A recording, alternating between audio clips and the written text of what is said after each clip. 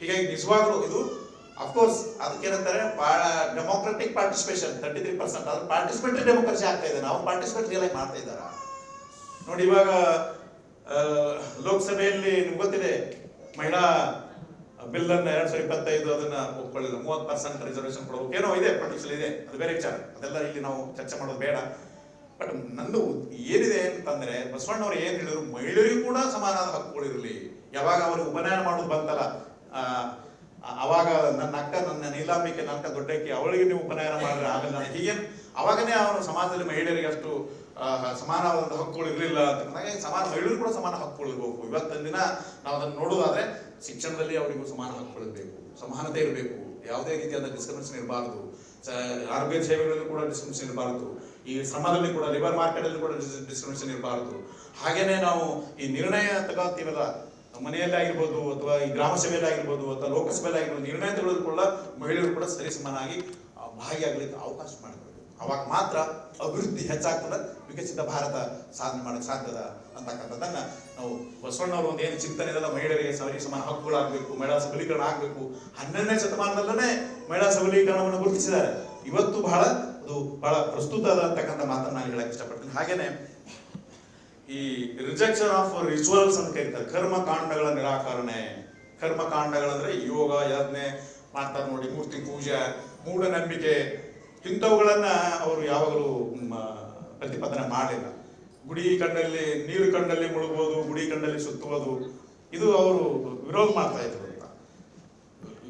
ಶಿವನಿಗೆ ಒಂದು ಮಾನವ ರೂಪ ಕೊಡೋದು ವಿರೋಧ ಮಾಡ್ತಾರೆ. ಅದಕ್ಕಾಗಿ ಇಷ್ಟಲಿಂಗವನ್ನು ಅವರು ಇಡೀ ಶಿವನನ್ನ ನಾವು ಶಿವಿಗೆ ಯಾವುದು ಮಾನವ ಆಕಾರ ಕೊಡುವುದಾಗಲಿ ಅಥವಾ ಒಂದು ಪ್ರಾಣಿ ಆಕಾರ ಕೊಡುವುದು ತಪ್ಪು. ಶಿವ ಓಂಕಾರ, ಹೀಗಾಗಿ ಅದು ಇಷ್ಟಲಿಂಗ ಅನ್ನ ಹುಟ್ಟು ಹಾಕಿದ್ರು. ಅದಕ್ಕೆ ಅವ್ರು ಮೂಢನಂಬಿಕೆಗಳನ್ನ ಅವಕಾಶ ಮಾಡಿಕೊಡ್ಲಿಲ್ಲ. ಯೋಗ ಯಜ್ಞಗಳನ್ನು ಮಾಡೋದು ಇಂಥವು, ಅದರಿಂದ ಏನಾಗ್ತಾ ಇದೆಪ್ಪ ಅಂದ್ರೆ ಅಭಿವೃದ್ಧಿ ಕುಂಠಿತಗೊಳ್ತದೆ. ನಮ್ಮ ವಿಚಾರಧಾರೆ ವಿಶಾಲವಾಗಿ ಹಬ್ಬಕ್ಕಾಗಲ್ಲ ಅಂತಕ್ಕಂಥದ್ದು. ಕೊನೆಯದ್ದು ಏನದಪ್ಪ ಅಂತಂದ್ರೆ ನೈತಿಕ ಮತ್ತು ಈ ಲಂಚ ಮುಕ್ತ ಜೀವನ ಅಂತ. ನೈತಿಕ ಜೀವನ ಹೇಗಿರ್ಬೇಕಪ್ಪ ಅಂತಂದ್ರೆ, ನಾವು ಜೀವನದಲ್ಲಿ ಬಹಳ ಪ್ರಾಮಾಣಿಕತೆ ಇರಬೇಕು, ನೈತಿಕತೆ ಇರಬೇಕು, ಒಂದು ಆದರ್ಶತನ ಇರಬೇಕು, ಮೌಲ್ಯಯುತವಾಗಿರ್ಬೇಕು, ನಾವು ಪಾರದರ್ಶಕತೆ ಹಾಗಿರ್ಬೇಕು. ಅದಕ್ಕೆ ಬಸವಣ್ಣವ್ರು ಹೇಳ್ತಾರೆ, ಕಲಬೇಡ ಕುಲಬೇಡ ಹುಷೇ ನುಡಿಯಲು ಬೇಡ ಅಂತ.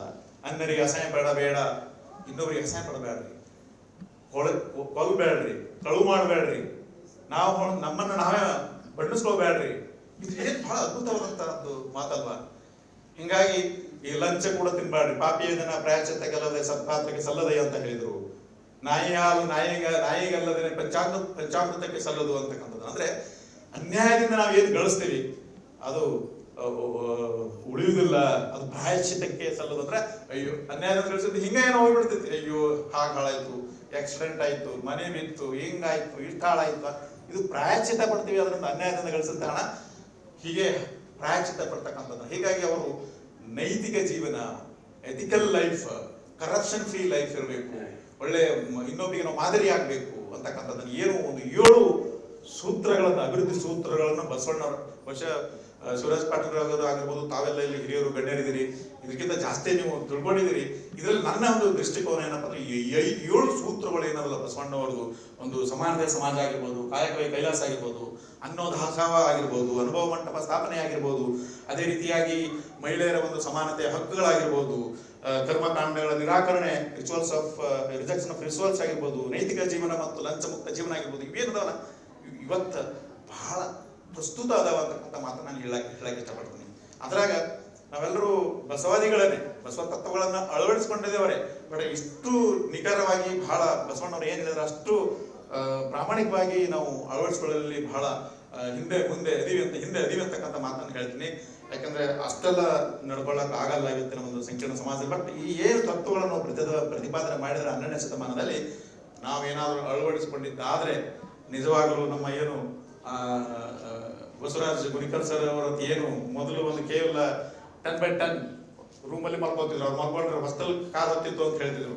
ಸೊ ಆ ಒಂದು ಸ್ಥಿತಿಯಲ್ಲಿ ಇರ್ತಕ್ಕಂಥ ಒಬ್ಬ ಸಾಮಾನ್ಯ ವ್ಯಕ್ತಿ ಬಸವರಾಜ ಗುರಿಕರ್ ಅವರು ಇವತ್ತಿನ ದಿನ 100 ಕೋಟಿಗಳ ಒಡೆಯದನಪ್ಪ ಅಂತಂದ್ರೆ ಇದಕ್ಕೆ ಬಸವ ತತ್ವಗಳನ್ನು ಅಳವಡಿಸಿಕೊಂಡಿದ್ದಕ್ಕೆ ಸಾಕ್ಷಿ ಅಂತಕ್ಕಂಥ ಮಾತನ್ನು ನಾನು ಹೇಳಕ್ಕೆ. ಹಾಗಾಗಿ ನಾವು ಪ್ರತಿಯೊಬ್ಬರು ಸಮಾಜದಲ್ಲಿ ಯಾವುದೇ ಸಮಾಜಕ್ಕೆ ನಾವು ಹೊಂದಿರಬಹುದು. ಇಲ್ಲಿ ಯಾವುದು ಭೇದ ಬೇಡ, ಭೇದ ಭಾವ ಮಾಡೋದು ಬೇಡ.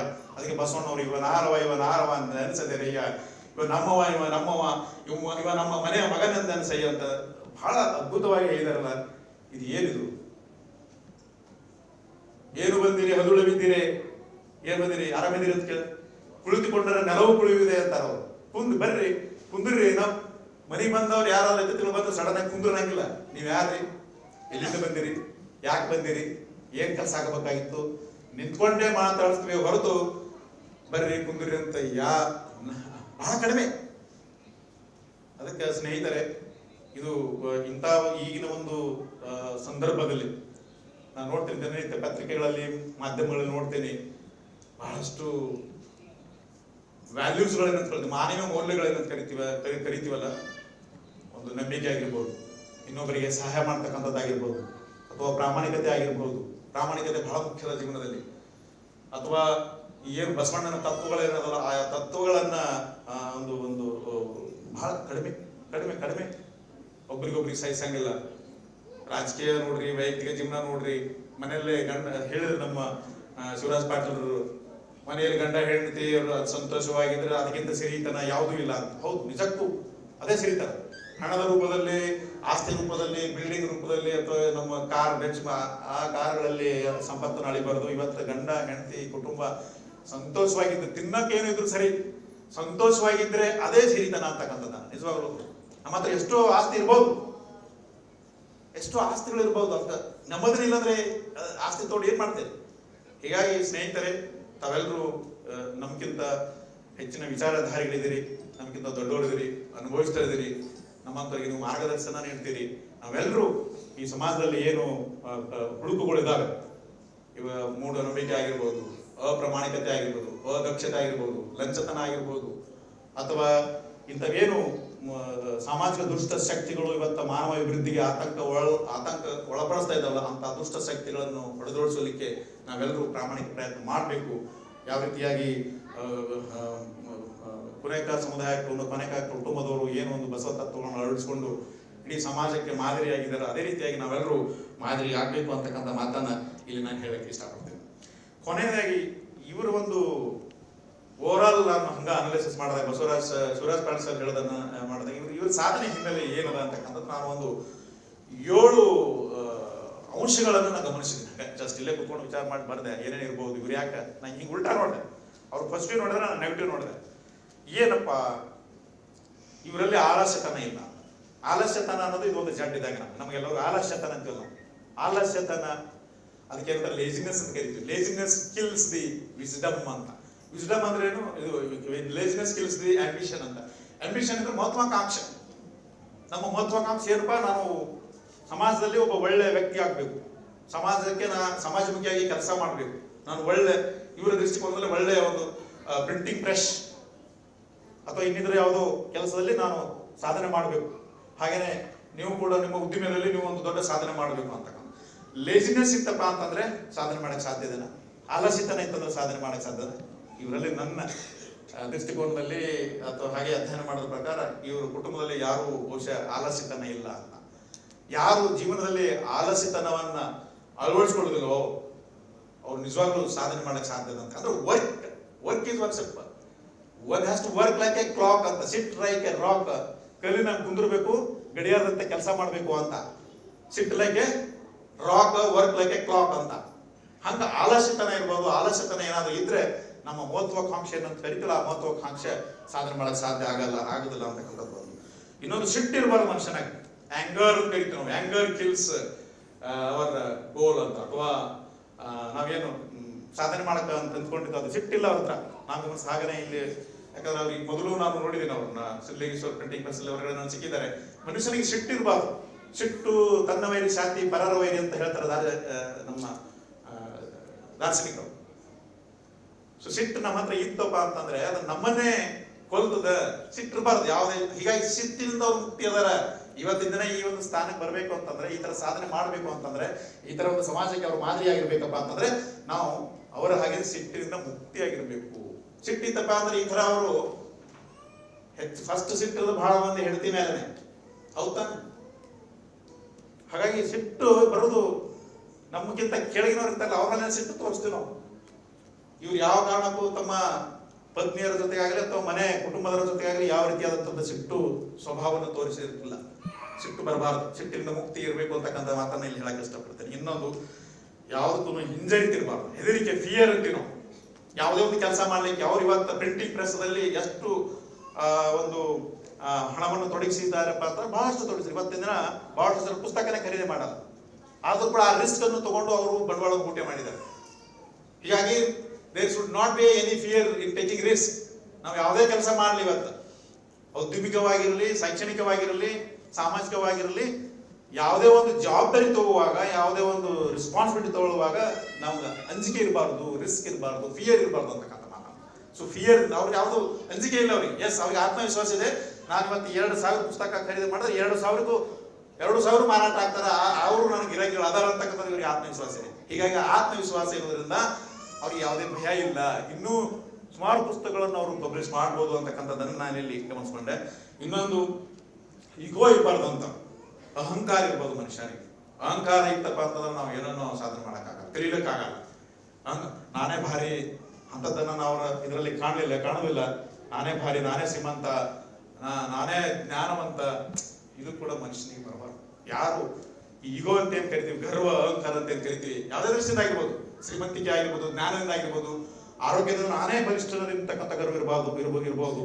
ಹೀಗೆ ಗರ್ವದಿಂದ ಮುಕ್ತನಾಗಿರ್ಬೇಕು. ಯಾರು ಗರ್ವದಿಂದ ಮುಕ್ತನಾಗಿರ್ತಾರೆ ಅವ್ರು ನಿಜವಾಗ್ಲೂ ಸಂತೋಷವಾಗಿರ್ತಾರೆ. ಅವ್ರು ಏನು ಅಂದ್ಕೊಂಡಿರ್ತಾರೆ ಸಾಧನೆ ಮಾಡ್ಲಿಕ್ಕೆ ಸಾಧ್ಯ ಆದ ಅಂತಕ್ಕಂಥದ್ದನ್ನು ಒಂದು. ಇನ್ನೊಂದು, ಹೊಟ್ಟೆ ಕಿಚ್ಚಿರಬಾರ್ದು ಮನುಷ್ಯನಿಗೆ. ಜಿಲ್ಲಸ್ ಅಂತ ಕರಿತೀವಿ ನಾವು.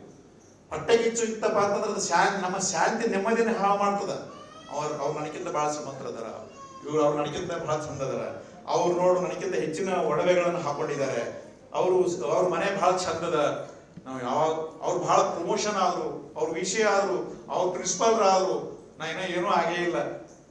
ಯಾವುದೇ ಸಂದರ್ಭದಲ್ಲಿ ಯಾರು ಹೊಟ್ಟೆ ಕಿಚ್ಚು ಪಡಬಾರ್ದು. ನಮ್ಮ ಮನೆ ಹೊರೆಯವ್ರು ನೋಡ್ರಿ, ನಮ್ಮ ನೆರೆ ಹೊರೆಯವ್ರು ನೋಡ್ರಿ, ನಾವು ಅವ್ರು ಒಂದೇ ವರ್ಷ ಈ ಗುಲ್ಬರ್ಗ ಜಿಲ್ಲೆಗೆ ಬಂದಿದ್ದೀವಿ, ಅವ್ರು ಇಂಥದ್ದು 7 ಅಂತಸ್ತು ಮಾಡಿ ಕಟ್ಟಿದ್ದಾರೆ, ನಾವಿನ್ನೂ ಗುಡಿಸೋದಲ್ಲಿದ್ದೀವಿ.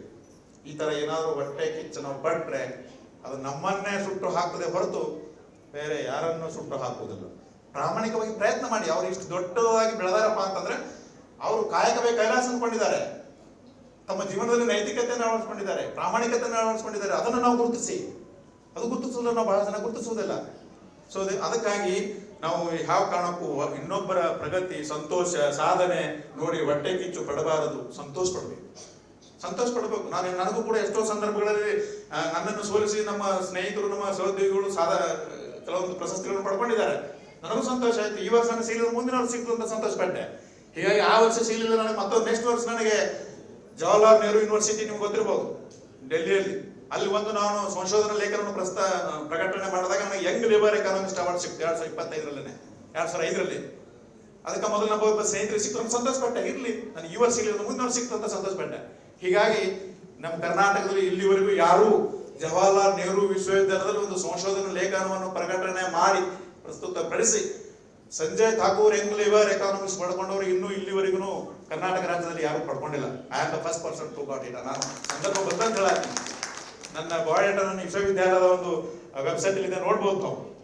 2005ರಲ್ಲಿ ರಾಷ್ಟ್ರ ಮಟ್ಟದಲ್ಲಿ. ಅಂದ್ರೆ ಮನುಷ್ಯ ಯಾವಾಗಲೂ ಇನ್ನೊಬ್ಬರ ಪ್ರಗತಿಯನ್ನು ನೋಡಿ ಹೊಟ್ಟೆ ಕಿಚ್ಚು ಪಡುವುದು, ಅಸಹ್ಯ ಪಡುವುದು, ಅವನ ಪಾಲಿಟಿಕ್ಸ್ ನೆಟ್ವರ್ಕ್ ಅದ ಹೀಗಾಗಿ ಅವನಿಗೆ ಆ ಒಂದು ಪ್ರಶಸ್ತಿ ಸಿಕ್ಕದ ಅನ್ನೋದು ತಪ್ಪು, ಬಹಳ ತಪ್ಪು. ಅದನ್ನು ನಾವು ಅವರು ಒಳ್ಳೆತನವನ್ನು ಪ್ರಶಂಸೆ ಮಾಡಬೇಕು ಹೊರತು ಕೆಟ್ಟತನವನ್ನು ನಾವು ವಿಚಾರ ಮಾಡಬಾರ್ದು ಅಂತಕ್ಕಂಥದ್ದು. ಇನ್ನೊಂದು, ಅಂಥ ಒಂದು ಹೊಟ್ಟೆ ಕಿಚ್ಚು ಇವರಲ್ಲಿ ಇಲ್ಲ, ಅನ್ಕೊಂಡಿಲ್ಲ. ಅದೇ ರೀತಿ ನಾವು ಕೂಡ ಅಳವಡಿಸಿ. ಇನ್ನೊಂದಪ್ಪ ಅಂತಂದ್ರೆ ಅವ್ರ ಹತ್ರ ಗ್ರೀಡಿನೆಸ್ ಇಲ್ಲ, ಆಶೆ ಇಲ್ಲ. ಗ್ರೀಡಿನೆಸ್ ಅಂತ ಕರಿತಲ್ಲ, ಆಸೆ, ದುರಾಶೆ. ಆಸೆ ಇರಲಿ ಮನುಷ್ಯಾಗ, ಇಲ್ಲಿ ಆದ್ರೆ ದುರಾಶೆ ಇರಬಾರ್ದು. ಮಹಾತ್ಮ ಗಾಂಧೀಜಿ ಅವ್ರು ಮಾತು ಹೇಳ್ತಾರೆ, this nature has given everything to meet the needs of every one ಅಂತ, ಆದ್ರೆ not to meet the greed of every one ಅಂತಂದ್ರೆ ಈ ಜಗತ್ತ, ಈ ದೇಶ ಪ್ರತಿಯೊಬ್ಬರ ಅವಶ್ಯಕತೆಗಳನ್ನು ಕೊಡಲಿಕ್ಕೆ ಎಲ್ಲಾನು ಕೊಟ್ಟನ ದೇವರು. ಆದ್ರೆ ದುರಾಸೆಗಳನ್ನು ಇತ್ಯರ್ಥಪಡಿಸಲಿಕ್ಕೆ ಪಟ್ಟಿಲ್ಲ ಅಂತ. ಅಂದ್ರೆ ನಮಗೆ ಅತಿಯಾಸೆ ಇರಬಾರ್ದು. ನಮ್ಮ ಶಕ್ತಿ ಸಾಮರ್ಥ್ಯವನ್ನು ನೋಡಿಕೊಂಡು, ನಮ್ಮ ಸಾಮಾಜಿಕ ಹಿನ್ನೆಲೆ, ನಮ್ಮ ಸಂದರ್ಭವನ್ನು ನೋಡಿಕೊಂಡು ನಾವು ಎಷ್ಟು ಆಸೆ ಪಡಬೇಕು ಅಷ್ಟೇ ಆಸೆ ಪಡಬೇಕು. ಹೌದು, ಇವಾಗ ಅಟ್ಟಕ್ಕೆ ಹಾರದ ಬೆಕ್ಕು ಬೆಟ್ಟಕ್ಕೆ ಹಾರ್ಲಕ್ಕೆ ಇಷ್ಟಪಡಬೇಕಾ? ಹಾಗಾಗ್ಬಾರ್ದು. ಅಟ್ಟಕ್ಕೆ ಹಾರ್ಲಕ್ಕೆ ಬರಲ್ಲ, ಬೆಟ್ಟಕ್ಕೆ ನೀವು ಹಾರ್ತೀನಿ ಅಂತಂದ್ರೆ ಹೆಂಗೆ? ನಮಗೆ ನಮ್ಮ ಶಕ್ತಿ ಸಾಮರ್ಥ್ಯ ನಮ್ಮದೆಲ್ಲದನ್ನು ನೋಡ್ಕೊಂಡು ನಾವು ಎಲ್ಲಿವರೆಗೆ ಮುಟ್ಬೋದು ಅಲ್ಲಿವರೆಗೆ ಮಾಡಿ. ಅದು ಅಭ್ಯಾಸ ಪಡಬಾರ್ದು ಅಂತ. ಅಭ್ಯಾಸ ಪಟ್ಟಿದ್ದಾದ್ರೆ ಏನಾಗ್ತದೆ? ನಾವು ಲಂಚಕ್ಕೊಳಗಾಗ್ತದೆ. ಅಭ್ಯಾಸ ಪಟ್ಟರೆ ಇವತ್ತು ನಮ್ಮ ನೌಕರಿಯಲ್ಲಿ ನೀವು ಯಾವುದೇ ವಲಯದಲ್ಲಿ ಕೆಲಸ ಮಾಡ್ಬೋದು. ಅಕಸ್ಮಾತ್ ನಾವು ಗ್ರೀಡಿನೆಸ್, ಹೌದು ನಾನು ಮನೆ ಕಟ್ಟಬೇಕು, ನಾನು ಬಂಗ್ಲೆ ತಗೋಬೇಕು, ಅಥವಾ ನಾವು ಇನ್ನೂ ಸೈಟ್ಸ್ ಗುಲ್ಬರ್ಗ ಜಿಲ್ಲೆಯಲ್ಲಿ ನಮ್ಮ ಸ್ನೇಹಿತರು PWD ಕೆಲಸ ಮಾಡ್ತಾರೆ, ಸುಮಾರು 7 ಸೈಟ್ ತಗೊಂಡಿದ್ದಾರೆ 4-5 ವರ್ಷಗಳಲ್ಲಿ. ನಾನು ಇನ್ನೂ ಏನು ತಗೊಂಡೇ ಇಲ್ಲ, ಪ್ರೈಮರಿ ಸ್ಕೂಲ್ ಟೀಚರ್. ಹಿಂಗ ನಾವು ಆಸೆ ಪಟ್ಟಿದ್ದಾದ್ರೆ, ಅತಿ ಆಸೆ ಪಟ್ಟಿದ್ದಾದ್ರೆ ನಾವು ಇವತ್ತು ಲಂಚ ತಗೋಬೇಕಾಗ್ತದೆ. ಹೌದು, ಲಂಚ ತಗೊಂಡ್ರೆ ಮರ್ಯಾದೆ ಇರೋದಿಲ್ಲ, ಮರ್ಯಾದೆಗೆ ಋಣ. ಅದಕ್ಕೆ ಅತಿ ಆಸೆ, ಗ್ರೀಡಿನೆಸ್ ಮನುಷ್ಯಗೆ ಇರಬಾರ್ದು ಅಂತದ್ದು. ಇನ್ನೊಂದು ಮುಖ್ಯವಾದಂತಂದ್ರೆ ಯಾವುದೇ ಸಂದರ್ಭದಲ್ಲಿ ಸಂಶಯ ಅಂತಕ್ಕಂಥದ್ದು ಇರ್ತೈತಲ್ಲ, ಸಂಶಯ, ಪಿಚಾಚಿ, ಡೌಟ್ ಪಡುವುದು, ಉದ್ಯೋಗದಲ್ಲಿ ಡೌಟ್ ಪಡುವುದು. ನಮ್ಮ ಸಹೋದ್ಯೋಗಿಗಳು ಇರ್ತಾರೆ, ಇವ್ರು ಪ್ರಿಂಟಿಂಗ್ ಪ್ರೆಸ್ ಅಲ್ಲಿ ಸುಮಾರು ಜನ ಕೆಲಸ ಮಾಡ್ಬೋದು, ಅವ್ರ ಮೇಲೆ ಡೌಟ್ ಪಡುವುದು. ಏನು ಪುಸ್ತಕ ತಮ್ಮ ಕದ್ರು, ಕಡಿಮೆ ರೇಟಲ್ಲಿ ಕೊಟ್ಟರು, ಹಿಂಗ ನಮ್ಮ ಸಹೋದ್ಯೋಗಿಗಳ ಮೇಲಾಗ್ಲಿ, ಅಥವಾ ಮನೆಯಲ್ಲೇ ಆಗಲಿ, ಮಕ್ಕಳ ಮೇಲಾಗ್ಲಿ, ಹೆಂಡತಿಯರ ಮೇಲಾಗ್ಲಿ, ಸ್ನೇಹಿತರ ಮೇಲಾಗ್ಲಿ ಯಾವ ಕಾರಣಕ್ಕೂ ಸಂಶಯ ಪಡಬಾರದು. Doubt kills our confidence. ನಮ್ಮ ಆತ್ಮವಿಶ್ವಾಸ, ಡೌಟ್ ಏನಾದ್ರು ಪಟ್ಟಿದ್ದಾದ್ರೆ ಅದು ನಮ್ಮ ಆತ್ಮವಿಶ್ವಾಸವನ್ನೇ ಹಾಕ್ಬಿಡ್ತೈತಿ. ಆತ್ಮವಿಶ್ವಾಸ ಇಲ್ಲ ಅಂತಂದ್ರೆ ನಮಗೆ ವಿಶ್ವಾಸ ಇರಲ್ಲ, ನಮ್ ಕೆಲಸ ಮಾಡಕ್ಕೆ ಆಗಲ್ಲ. ಹಾಗಾಗಿ ಸ್ನೇಹಿತರೆ, ಇಲ್ಲಿ ಈ ಸಂದರ್ಭದಲ್ಲಿ ನಾನು ಏನು ಹೇಳಕ್ ಇಷ್ಟಪಡ್ತೀನಿ, ಇದನ್ನ ನಾನು ಅರ್ಥ ಮಾಡ್ಕೊಂಡೆ. ಶಿವರಾಜ್ ಪಾಟೀಲ್ ಸರ್ ಏನ್ ಮಾತಾಡಿದ್ರು, ಮತ್ತೆ ನಮ್ಮ ಇತರರು ಏನು ಅಂದ್ಕೊಂಡ್ರು, ಅದ್ರದ್ದು ನನ್ಗೆ ಏನೇ ಅನಿಸ್ತದಪ್ಪ ಅಂತಂದ್ರೆ, ಇವರು ಬಸವ ತತ್ವಗಳನ್ನ ಅಳವಡಿಸ್ಕೊಂಡಿದ್ದ ಮಾತ್ರಕ್ಕೆ ಈ ಸಾಧನೆ ಮಾಡ್ಲಿಕ್ಕೆ ಸಾಧ್ಯದ ಅಂತಕ್ಕಂಥದ್ದನ್ನ ಒಂದು. ಈ ಸಾಧನೆ ಹಿನ್ನೆಲೆಯಲ್ಲಿ ಇವ್ರು ಎದರಿಂದ ದೂರ ಅದಾರ. 7 ರೋಗದಿಂದ ಪ್ರತಿಯೊಬ್ಬರಿಗೆ ಈ ರೋಗಗಳಿಗೆ 7 ರೋಗ ಏನದಲ್ಲ. ಇದು ಆಲಸಿತನ ಆಗಿರ್ಬೋದು, ಸಿಟ್ಟಾಗಿರ್ಬೋದು, ಅಂಜಿಕೆ ಆಗಿರ್ಬೋದು, ಅಥವಾ ಗರ್ವ ಆಗಿರ್ಬೋದು, ಹೊಟ್ಟೆ ಕಿಚ್ಚಾಗಿರ್ಬೋದು, ಅಥವಾ ಲೋಭಿ, ಗ್ರೀಡಿನೆಸ್ ಆಗಿರ್ಬೋದು, ಮತ್ತು ಸಂಶಯ. ಇವೇನಾದ್ರು 7 ರೋಗಗಳು ಮನುಷ್ಯನಿಗೆ ಇರ್ತಾವ. ಇವುಗಳಿಂದ ಮುಕ್ತಿ ಪಡೋದು ಬಹಳ ಕಷ್ಟದ. ಈ ರೋಗಗಳಿಗೆ ನಿಮ್ಮ ಡಾಕ್ಟರ್ ಕಡೆಗೆ ಅಥವಾ ಮೆಡಿಕಲ್ ಶಾಪ್ ಅಲ್ಲಿ ಔಷಧಿ ಸಿಗಲ್ಲ. ಇದಕ್ಕೆ ಔಷಧಿ ಎಲ್ಲಿ ಸಿಗ್ತದಪ್ಪ ಅಂತಂದ್ರೆ ಬಸವಣ್ಣನವರ ತತ್ವಗಳಲ್ಲಿ ಔಷಧ ಅದ. ಬಸವಣ್ಣನ ತತ್ವಗಳನ್ನು ಏನಾದ್ರು ಅಳವಡಿಸ್ಕೊಂಡಿದ್ದಾದ್ರೆ, 7 ತತ್ವಗಳನ್ನ ಏನು ಹೇಳಿದಿರಿ, ಆ 7 ತತ್ವಗಳನ್ನು ಅಳವಡಿಸ್ಕೊಂಡಿದ್ದಾದ್ರೆ ಈ 7 ರೋಗಗಳಿಂದ ನಾವು ಮುಕ್ತಿ ಪಡಿಲಿಕ್ಕೆ ಸಾಧ್ಯದ. ಅವಾಗ ನಾವು ಕೂಡ ಒಬ್ಬ ಶ್ರೇಷ್ಠ ವ್ಯಕ್ತಿ ಸಮಾಜದಲ್ಲಿ ಆಗ್ಲಿಕ್ಕೆ ಸಾಧ್ಯದ. ಬಸವರಾಜ್ ಸರ್ ತರ ಯಾವ ತರ ಗುರುತಿಸ್ಕೊಂಡಿದ್ದಾರೆ ಆ ತರ ನಾವು ಗುರುತಿಸಲು ಸಾಧ್ಯದ ಅಂತ ಮಾತನ್ನ ನಾನು ಹೇಳಕ್ ಇಷ್ಟಪಡ್ತೀನಿ. ಹೀಗೆ ಈ ಒಂದು ಸಂದರ್ಭದಲ್ಲಿ ನನ್ನನ್ನ ಇಲ್ಲಿ ಕರೆಸಿ ಈ ಸಮಾರಂಭದಲ್ಲಿ ಮಾತನಾಡಿಸ್ಲಿಕ್ಕೆ ಅವಕಾಶ ಮಾಡಿಕೊಟ್ಟಿರ್ತಕ್ಕಂಥ ಈ ಪುಣೇಕಾರ್ ಸಮುದಾಯದವರಿಗೆ, ಕುಟುಂಬದವರಿಗೆ ನನ್ನ ಹೃದಯಪೂರ್ವಕ ನಮನಗಳನ್ನು ಸಲ್ಲಿಸುತ್ತೇನೆ. ಅದೇ ರೀತಿಯಾಗಿ ನಮ್ಮ ಶಿವರಾಜ್ ಪಾಟೀಲ್ ಮುಖ್ಯ ಕಾರಣಕರ್ತರು. ಶಿವರಾಜ್ ಪಾಟೀಲರು ಕೂಡ ನನಗೆ ಬಹಳ ಆತ್ಮೀಯರು ಮತ್ತು ನನಗೆ ಬಹಳ ಎನ್ಕರೇಜ್ ಮಾಡ್ತಾರೆ. ಅವರು ನನಗಿಂತ ಹಿರಿಯರು, ಸಾಹಿತಿಗಳು, ನನ್ನ ಏಳಿಗೆಯನ್ನು ಅವರು ಸದಾ ಬಯಸ್ತಾ ಇರ್ತಾರೆ. ಸೊ ಅವರಿಗೂ ಕೂಡ ನಾನು ಸಾಷ್ಟಾಂಗ ನಮಸ್ಕಾರ ಮಾಡ್ತೀನಿ. ನಿಮ್ಮೆಲ್ಲರಿಗೂ ಈ ನನ್ನ ಒಂದೆರಡು ಮಾತುಗಳನ್ನ ಬಹಳ ಅಚ್ಚುಕಟ್ಟಾಗಿ, ಬಹಳ ಸಂಯಮವಾಗಿ ಕೇಳಿದಿರಿ. ಹೀಗಾಗಿ ನಾನು ನಿಮ್ಮೆಲ್ಲರಿಗೂ ನನ್ನ ಹೃದಯಪೂರ್ವಕ ನಮನನ್ನು ಹೇಳಿ ನನ್ನ 2 ಮಾತುಗಳನ್ನು ಮುಗಿಸುತ್ತೇನೆ. ಓಂ ಶ್ರೀ ಬಸವರಾಮ. ಪೋಷಕರಿಗೆ ಕಿವಿ ಮಾತು ಅನ್ನುವಂಥದ್ದು. ಇನ್ನೊಂದು, ಉತ್ತಮ ನೆನಪಿನ ಶಕ್ತಿ SSLC ವಿದ್ಯಾರ್ಥಿಗಳಿಗೆ, ಮತ್ತು ಹೇಗಿದೆ ನಿನ್ನ ಸ್ಟಡೀಸ್ PUC ವಿದ್ಯಾರ್ಥಿಗಳಿಗೆ, ಮತ್ತು ಪರೀಕ್ಷಾ ಸಂಭ್ರಮ ಅನ್ನುವಂಥ ಈ 4 ಕೃತಿಗಳನ್ನು ಅವರು ಇಲ್ಲಿ ಕೊಟ್ಟಿದ್ದಾರೆ. ಈ 4 ಕೃತಿಗಳು ಒಂದು ಕಡೆಗೆ ನಮ್ಮ ಪಾಲಕರಿಗೆ, ಅಂದರೆ ಈಗಾಗಲೇ 5, 6, 7ನೇ ತರಗತಿಯನ್ನು ಪಾಸಾಗಿ 8, 9, 10ನೇ ತರಗತಿಗೆ ಬರುವಂತಹ ವಿದ್ಯಾರ್ಥಿಗಳು, ಅಂದರೆ ಮಕ್ಕಳು ಅಥವಾ ಮಗಳು ಅಥವಾ ಮಗ, ಅವರ ಕುರಿತಾಗಿ ನಮ್ಮ ಡಾಕ್ಟರ್ CR ಚಂದ್ರಶೇಖರ್ ಅವರು ಏನು ಹೇಳ್ತಾರೆ, ಅವರ ವಯಸ್ಸೇನು, ಅವರ ಸಮಸ್ಯೆಗಳೇನು, ಹಾಗಾದರೆ ಬಾಲಕರಿಗೆ ಇರತಕ್ಕಂಥ ಸಮಸ್ಯೆಗಳೇನು, ಇವುಗಳನ್ನು ಗಂಭೀರವಾಗಿರ್ತಕ್ಕಂಥ ರೀತಿಯಲ್ಲಿ ಅವುಗಳನ್ನು ಆಲೋಚನೆಯನ್ನು ಮಾಡಿ 15 ಭಾಗಗಳಲ್ಲಿ ಅವರು ಪಾಲಕರಿಗೆ ಅಲ್ಲಿ ಕಿವಿ ಮಾತುಗಳನ್ನು ಹೇಳ್ತಾರೆ. ಆ ಕಿವಿ ಮಾತುಗಳು ಹೇಗಿವೆ ಅಂದರೆ, ನಾವೆಲ್ಲ ಪುಸ್ತಕವನ್ನು ಓದಂತೆ ನಮ್ಮ ಮಕ್ಕಳು, ಅಂದರೆ ನಮ್ಮ ಮಗ ಅಥವಾ ಮಗಳು ಯಾವ ರೀತಿಯಾಗಿ ನಡೆದುಕೊಳ್ತಾರೋ ಅವುಗಳೆಲ್ಲವೂ ಕೂಡ ಏನಾಗಿದೆ ಅಂದರೆ ಪೋಷಕರಿಗೆ ಕಿವಿ ಮಾತು ಅನ್ನುವಂಥ ಈ ಕೃತಿಗಳಲ್ಲಿ ನೋಡಲಿಕ್ಕೆ ಸಾಧ್ಯ ಇದೆ. ಇದು ಎಲ್ಲ ಇಲ್ಲಿರ್ತಕ್ಕಂಥ ಎಲ್ಲ ಪ್ರತಿಯೊಬ್ಬರೂ ಕೂಡ ಓದಲೇಬೇಕಾಗಿರ್ತಕ್ಕಂಥ ಮತ್ತು ಮನೆಯಲ್ಲಿ ಇರಲೇಬೇಕಾಗಿರ್ತಕ್ಕಂಥ ಕೃತಿ. ಯಾಕಂದ್ರೆ ನಮ್ಮ ಪಾಲಕರು ದಿಕ್ಕನ್ನು ತಪ್ಪಿಬಿಟ್ಟಿರ್ತಾರೆ.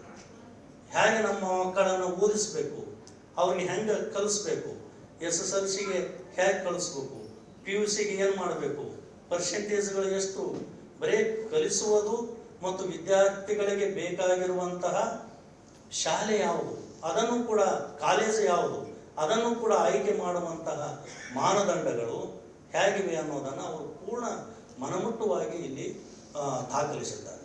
ಅದರ ಜೊತೆಯಾಗಿ ವಿದ್ಯಾರ್ಥಿಯು ಕೂಡ ಮಗಳು ಏನು ಮಾಡ್ತಾ ಇದ್ದಾಳೆ, ಓದ್ರಿ ಅಂದಾಗ ಏನು ಆಯ್ತು ನಾ ಓದಿನಿ, ನಾನು ಪರೀಕ್ಷೆಯಲ್ಲಿ 80% ತೊಗೊತೀನಿ, 90 ತೊಗೊತೀನಿ, ಈ ರೀತಿಯಾಗಿ ಹೇಳಿ ಅವರು ಓದದೇ ಇರತಕ್ಕಂಥ ಸಂದರ್ಭದಲ್ಲಿ ಪಾಲಕರು ಏನು ಮಾಡಬೇಕು, ಇಂಥ ಅನೇಕ ಸಮಸ್ಯೆ ಮತ್ತು ಸವಾಲುಗಳಿಗೆ ವಿದ್ಯಾರ್ಥಿಗಳ ಪಾಲನೆಯನ್ನು ಮಾಡಬೇಕಾಗಿರ್ತಕ್ಕಂಥ ಪಾಲಕರಿಗೆ ಕಿವಿ ಮಾತನ್ನು ಹೇಳ್ತಕ್ಕಂಥ ಇದೊಂದು ಕೃತಿ. ಇನ್ನು ಎರಡನೇ ಕೃತಿ ಒಂದು SSLCಯ ವಿದ್ಯಾರ್ಥಿಗಳಿಗೆ ನಾವೆಲ್ಲರೂ ಕೂಡ ಗಂಭೀರವಾಗಿರ್ತಕ್ಕಂಥ ರೀತಿಯಲ್ಲಿ 10ನೇ ತರಗತಿ ಮತ್ತು PUC ಇವೆರಡು ವಿದ್ಯಾರ್ಥಿಗಳ ಮನಸ್ಥಿತಿ ಹೇಗಿರ್ತವೆ, ಹುಡುಗ ಅಥವಾ ಹುಡುಗಿ ಮನಸ್ಥಿತಿ ಹೇಗಿರ್ತವೆ, ಚಂಚಲ ಸ್ವಭಾವ ಆಗಿರ್ತವೆ, ಅವರು ಮತ್ತೆ ಬೇರೆ ಬೇರೆ ಕಡೆಗೆ ಹೋಗುವಂಥದ್ದು, ಈ ಎಲ್ಲ ಚಿತ್ರಣಗಳನ್ನು ಕೊಡ್ತಾ ಅವರು ಒಳ್ಳೆಯ ಅಧ್ಯಯನ ವಿಧಾನ, ಉತ್ತಮ ನೆನಪಿನ ಶಕ್ತಿಯನ್ನು ಹೇಗಿಡಬೇಕು ಮತ್ತು SSLC ವಿದ್ಯಾರ್ಥಿಗಳಿಗೆ ಇದು ಬರೆದಿರ್ತಕ್ಕಂಥ ಒಂದು ಕೈಪಿಡಿ. ಇದರಲ್ಲಿಯೂ ಕೂಡ ಅವರು ಹೇಳಿರ್ತಕ್ಕಂಥ ಮಾತುಗಳನ್ನು ನೋಡಿದಾಗ ನಮ್ಮ ಎಲ್ಲ ಮಕ್ಕಳ ಮನಸ್ಸಿನ ಮೇಲೆ ಪರಿಣಾಮವನ್ನು ಬೀರ್ತಕ್ಕಂಥವು. ಹದಿವಯಸ್ಸಿನಲ್ಲಿ ನಮ್ಮ ವ್ಯಕ್ತಿತ್ವವನ್ನು ಹೇಗೆ ನಾವು ನಿರ್ಮಾಣವನ್ನು ಮಾಡಬೇಕು ಅಂತಂದೇಳಿ ಡಾಕ್ಟರ್ CR ಚಂದ್ರಶೇಖರ್ ಅವರು ಹೇಳ್ತಾರೆ. ನೀವು ಆರೋಗ್ಯವಾಗಿದ್ದೀರಾ ಅಂದ್ರೆ ವಿದ್ಯಾರ್ಥಿಗಳು ಆರೋಗ್ಯವಾಗಿದ್ದಾರೆ, ನಿಮ್ಮ ಭಾವನೆಗಳನ್ನು ಗಮನಿಸು. ವಿದ್ಯಾರ್ಥಿಗಳಿಗೆ ಹೇಳ್ತಾರೋ ನಿಮ್ಮ ಭಾವನೆಗಳು ಎತ್ತೋ ಕಡೆಗೆ ಹೋಗ್ಬಿಡ್ತಾವೆ, ಆದ್ರೆ ನಮ್ಮ ಮನಸ್ಥಿತಿ ಈ ಕಡೆಗೆ ಬರಲಿ, ಓದಿನ ಕಡೆಗೆ ಬರಲಿ, ಚಿತ್ತದ ಕಡೆಗೆ ಬರಲಿ, ಮತ್ತು ಅಲ್ಲಿ ಹೇಳ್ತಕ್ಕಂಥ ಉಪನ್ಯಾಸಕರ ಶಿಕ್ಷಕರ ಗಮನ ಇಟ್ಟು ಕೇಳಬೇಕು ಅನ್ನುವಂಥದ್ದು. ಎಲ್ಲಿ ಯಾವಾಗ ಓದಬೇಕು, ನಾವು ಯಾವಾಗಲೂ ಕೂಡ ಬೆಳಗ್ಗೆ ಎದ್ದು ಓದಿದ್ರೆ ನಾವು ಏನು ತಲೆಗೆ ಹತ್ತದೆ ಅಂತ ಹೇಳ್ತೀವಿ, ಆದ್ರೆ 10ರೊಳಗೆ ಓದಬೇಕು ಅನ್ನುವಂಥದ್ದು. ಈ ರೀತಿಯಾಗಿರ್ತಕ್ಕಂಥ ಯಾವಾಗ ಓದಬೇಕು, ಹೇಗೆ ಓದಬೇಕು ಅನ್ನುವಂಥ ಇವುಗಳು. ಅದರ ಜೊತೆಗೆ ಈ ಹದಿಹರೆಯದ ಸಮಸ್ಯೆ ಸಂದರ್ಭದಲ್ಲಿ ನಮ್ಮ ಸೆಕ್ಸ್ ಫೀಲಿಂಗ್ ಆಸಕ್ತಿಗಳು ಹೇಗೆ ಉಂಟಾಗ್ತವೆ ಅನ್ನುವಂಥದ್ದನ್ನು ಕೂಡ ಹೇಳ್ತಾರೆ. ಅದಕ್ಕಾಗಿ ನೀವು ಓದಲಂದ್ರೂ ಪರವಾಗಿಲ್ಲ, ಆದರೆ ಚೆನ್ನಾಗಿ ನೀವೇನು ಮಾಡಬೇಕಂದ್ರೆ ಚಿಂತೆ ಮಾಡದೆ ಓದಿದ್ದನ್ನು ಅರಗಿಸಿಕೊಂಡು ನೀವೇನು ಮಾಡಬೇಕು, ಇಲ್ಲಿ ಬಳಕೆಗೆ ಬರಬೇಕು. ಪರೀಕ್ಷೆಗೆ ಮತ್ತು ಮನೋವಿಶ್ವಾಸವನ್ನು ಹೊಂದತಕ್ಕಂಥ ಕೆಲಸವನ್ನು ನೀವು ಹೊಂದಿದಾಗ ಮಾತ್ರ ಕೆಲವು ವಿದ್ಯಾರ್ಥಿಗಳು ಸಮಸ್ಯೆಗಳ ಕಡೆಗೆ ಆಮೇಲೆ ಒತ್ತಡಗಳ ಕಡೆಗೆ ಹೋಗ್ತಾರೆ. ಅವುಗಳನ್ನು ಕಡಿಮೆ ಮಾಡಿಕೊಳ್ಬೇಕಾದ್ರೆ ಈ ಪುಸ್ತಕವನ್ನು ನಮ್ಮ ವಿದ್ಯಾರ್ಥಿಗಳು ಓದಬೇಕು, ನಮ್ಮ ಪಾಲಕರು ಕೂಡ ಓದಬೇಕು. ಅಂದಾಗ ಮಾತ್ರ ನಮ್ಮ 10ನೇ ತರಗತಿಯ ವಿದ್ಯಾರ್ಥಿಗಳಿಗೆ ಉಪಯುಕ್ತವನ್ನು ಮಾಹಿತಿಯನ್ನು ಕೊಡ್ತಾ ಇದೆ.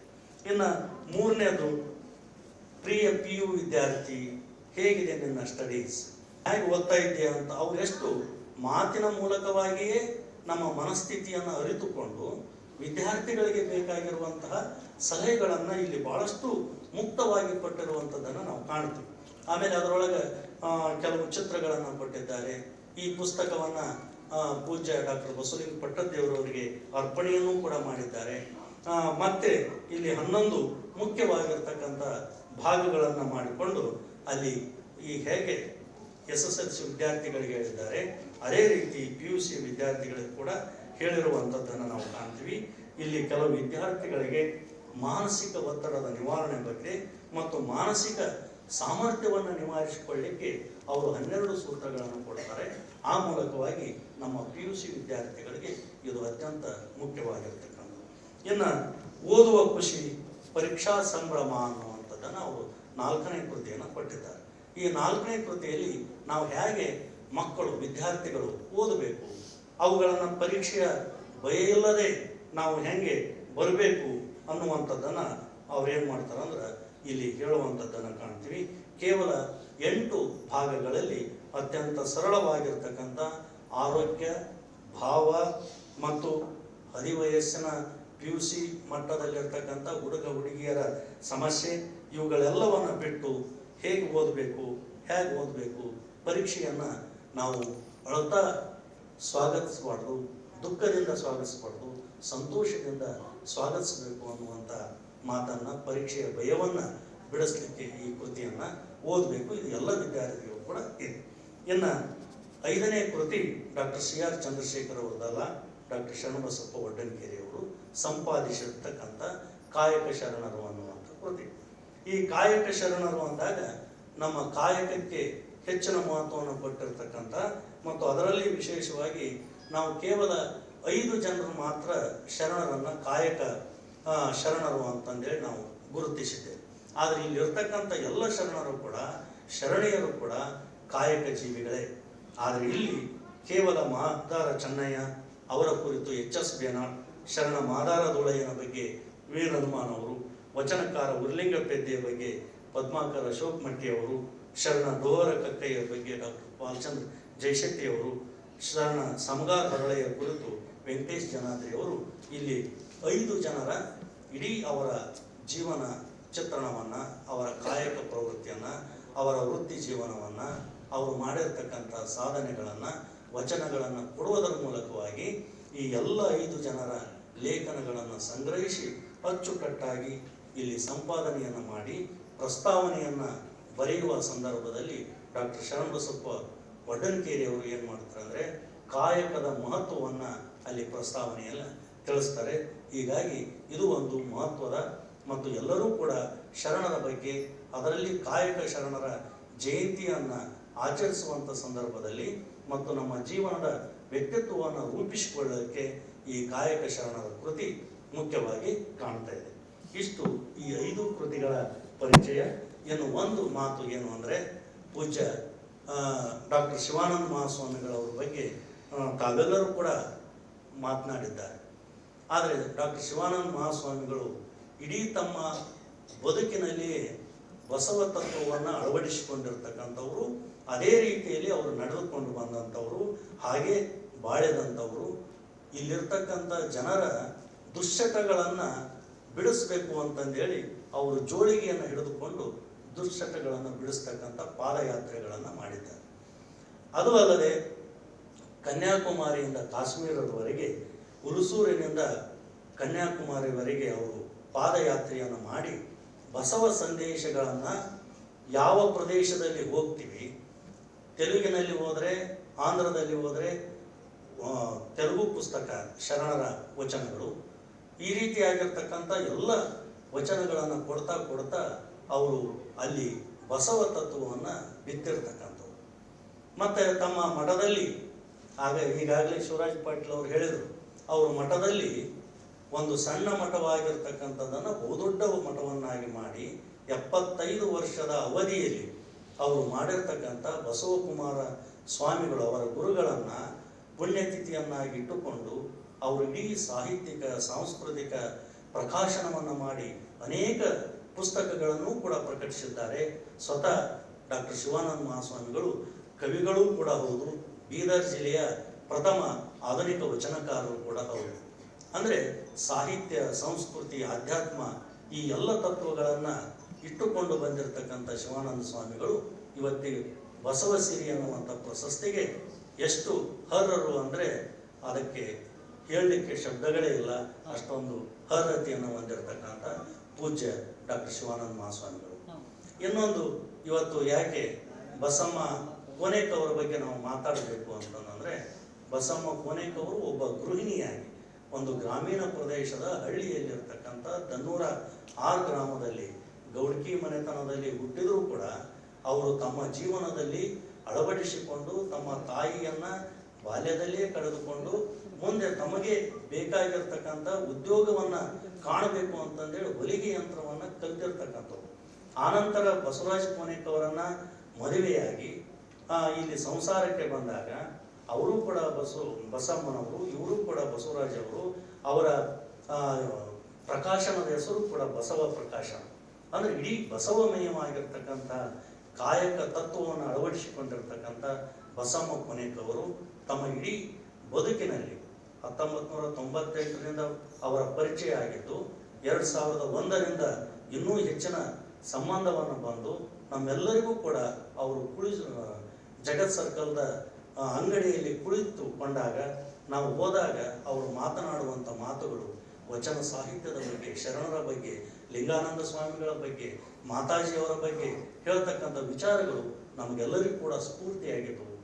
ಗುಲ್ಬರ್ಗ ವಿಶ್ವವಿದ್ಯಾಲಯಕ್ಕೆ ಬಸವೇಶ್ವರ ಹೆಸರನ್ನು ಇಡಬೇಕು ಅಂತಂದೇಳಿ ಹೋರಾಟವನ್ನು ಮಾಡತಕ್ಕಂಥ ಸಂದರ್ಭದಲ್ಲಿ ಅವರು ಹೋರಾಟಕ್ಕೆ ಇಳಿದು ಅಲ್ಲಿ ಬಂದಿರತಕ್ಕಂಥ ಹೋರಾಟಗಾರರಿಗೆ ಚಹಾವನ್ನ, ನೀರನ್ನ ಅವರು ಹೋಗ್ಲಿಕ್ಕೆ ಎಲ್ಲ ವ್ಯವಸ್ಥೆಯನ್ನು ಮಾಡ್ತಕ್ಕಂಥ ಕೆಲಸವನ್ನು ಕೂಡ ಬಸಮ್ಮ ಕೊನೆಕ್ ಅವರು ಮಾಡಿದರು.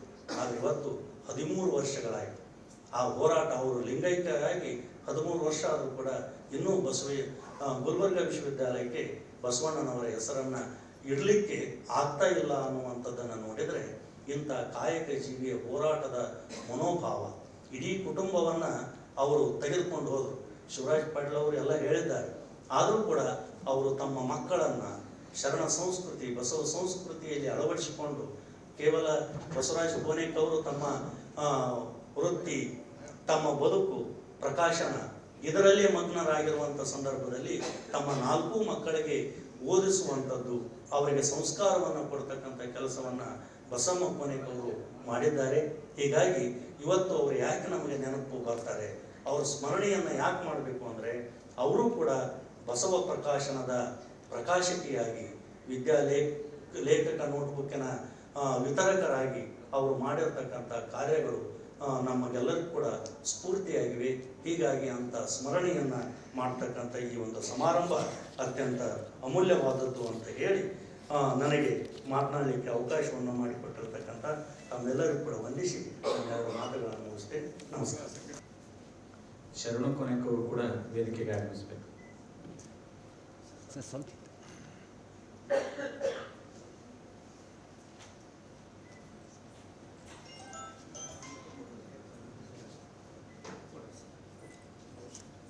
SSLCಯಲ್ಲಿ ಉತ್ತೀರ್ಣರಾಗಿರ್ತಕ್ಕಂಥ ವಿದ್ಯಾರ್ಥಿಗಳಿಗೆ ಪ್ರಥಮ PUCಗೆ ಸಂಬಂಧಪಟ್ಟಂತ ಒಂದು ಪುಸ್ತಕದ ಸೆಟ್ ಅನ್ನ ಸಿದ್ಧಲಿಂಗೇಶ್ವರ ಪ್ರಕಾಶನ ವತಿಯಿಂದ ನೀಡಲಾಗ್ತಾ ಇದೆ.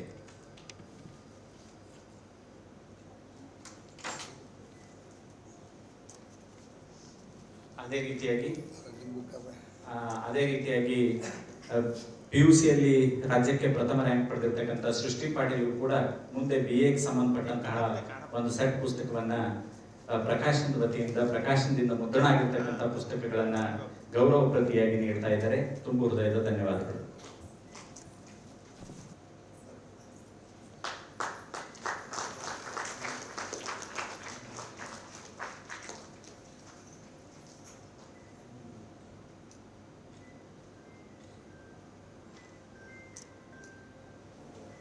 ಇದಕ್ಕೆಲ್ಲ ಮೂಲ ಕಾರಣ ಬಸಮ್ಮ ಕೊನೆಕ್ ಅವರೇ. Where there is a woman there is a hit thing ಅಂತ ಹೇಳ್ತಾರೆ. ಎಲ್ಲಿ ಹೆಣ್ಣು ಮಗಳಿದಾಳೋ ಅಲ್ಲಿ ಒಂದು ಸಾಧನೆ ಸಾಧಿಸಲಿಕ್ಕೆ ಸಾಧ್ಯ ಇದೆ ಅಂತ. There is a woman at the beginning of great things ಅಂತ ಹೇಳ್ತಾರೆ. ಯಾವುದೇ ಒಂದು ಉತ್ಕೃಷ್ಟವಾದ ಕೆಲಸ ಆರಂಭವಾಗಬೇಕಾದ್ರೆ ಅಲ್ಲಿ ಮಹಿಳೆ ಇರ್ತಾಳೆ ಅಂತ. ಹಾಗೆ ಈ ಬಸವರಾಜ್ ಕೋನೇಕ್ ಪರಿವಾರದ ಹಿಂದೆ ಬಸಮ್ಮ ಕೋನೇಕ್ ಅವರು ಇದ್ದಿದ್ದೇ ಮೂಲ ಕಾರಣ ಇವತ್ತು ನಾವು ನೀವು ಎಲ್ಲರೂ ಇಷ್ಟೊಂದು ಸಂಭ್ರಮಿಸಲಿಕ್ಕೆ.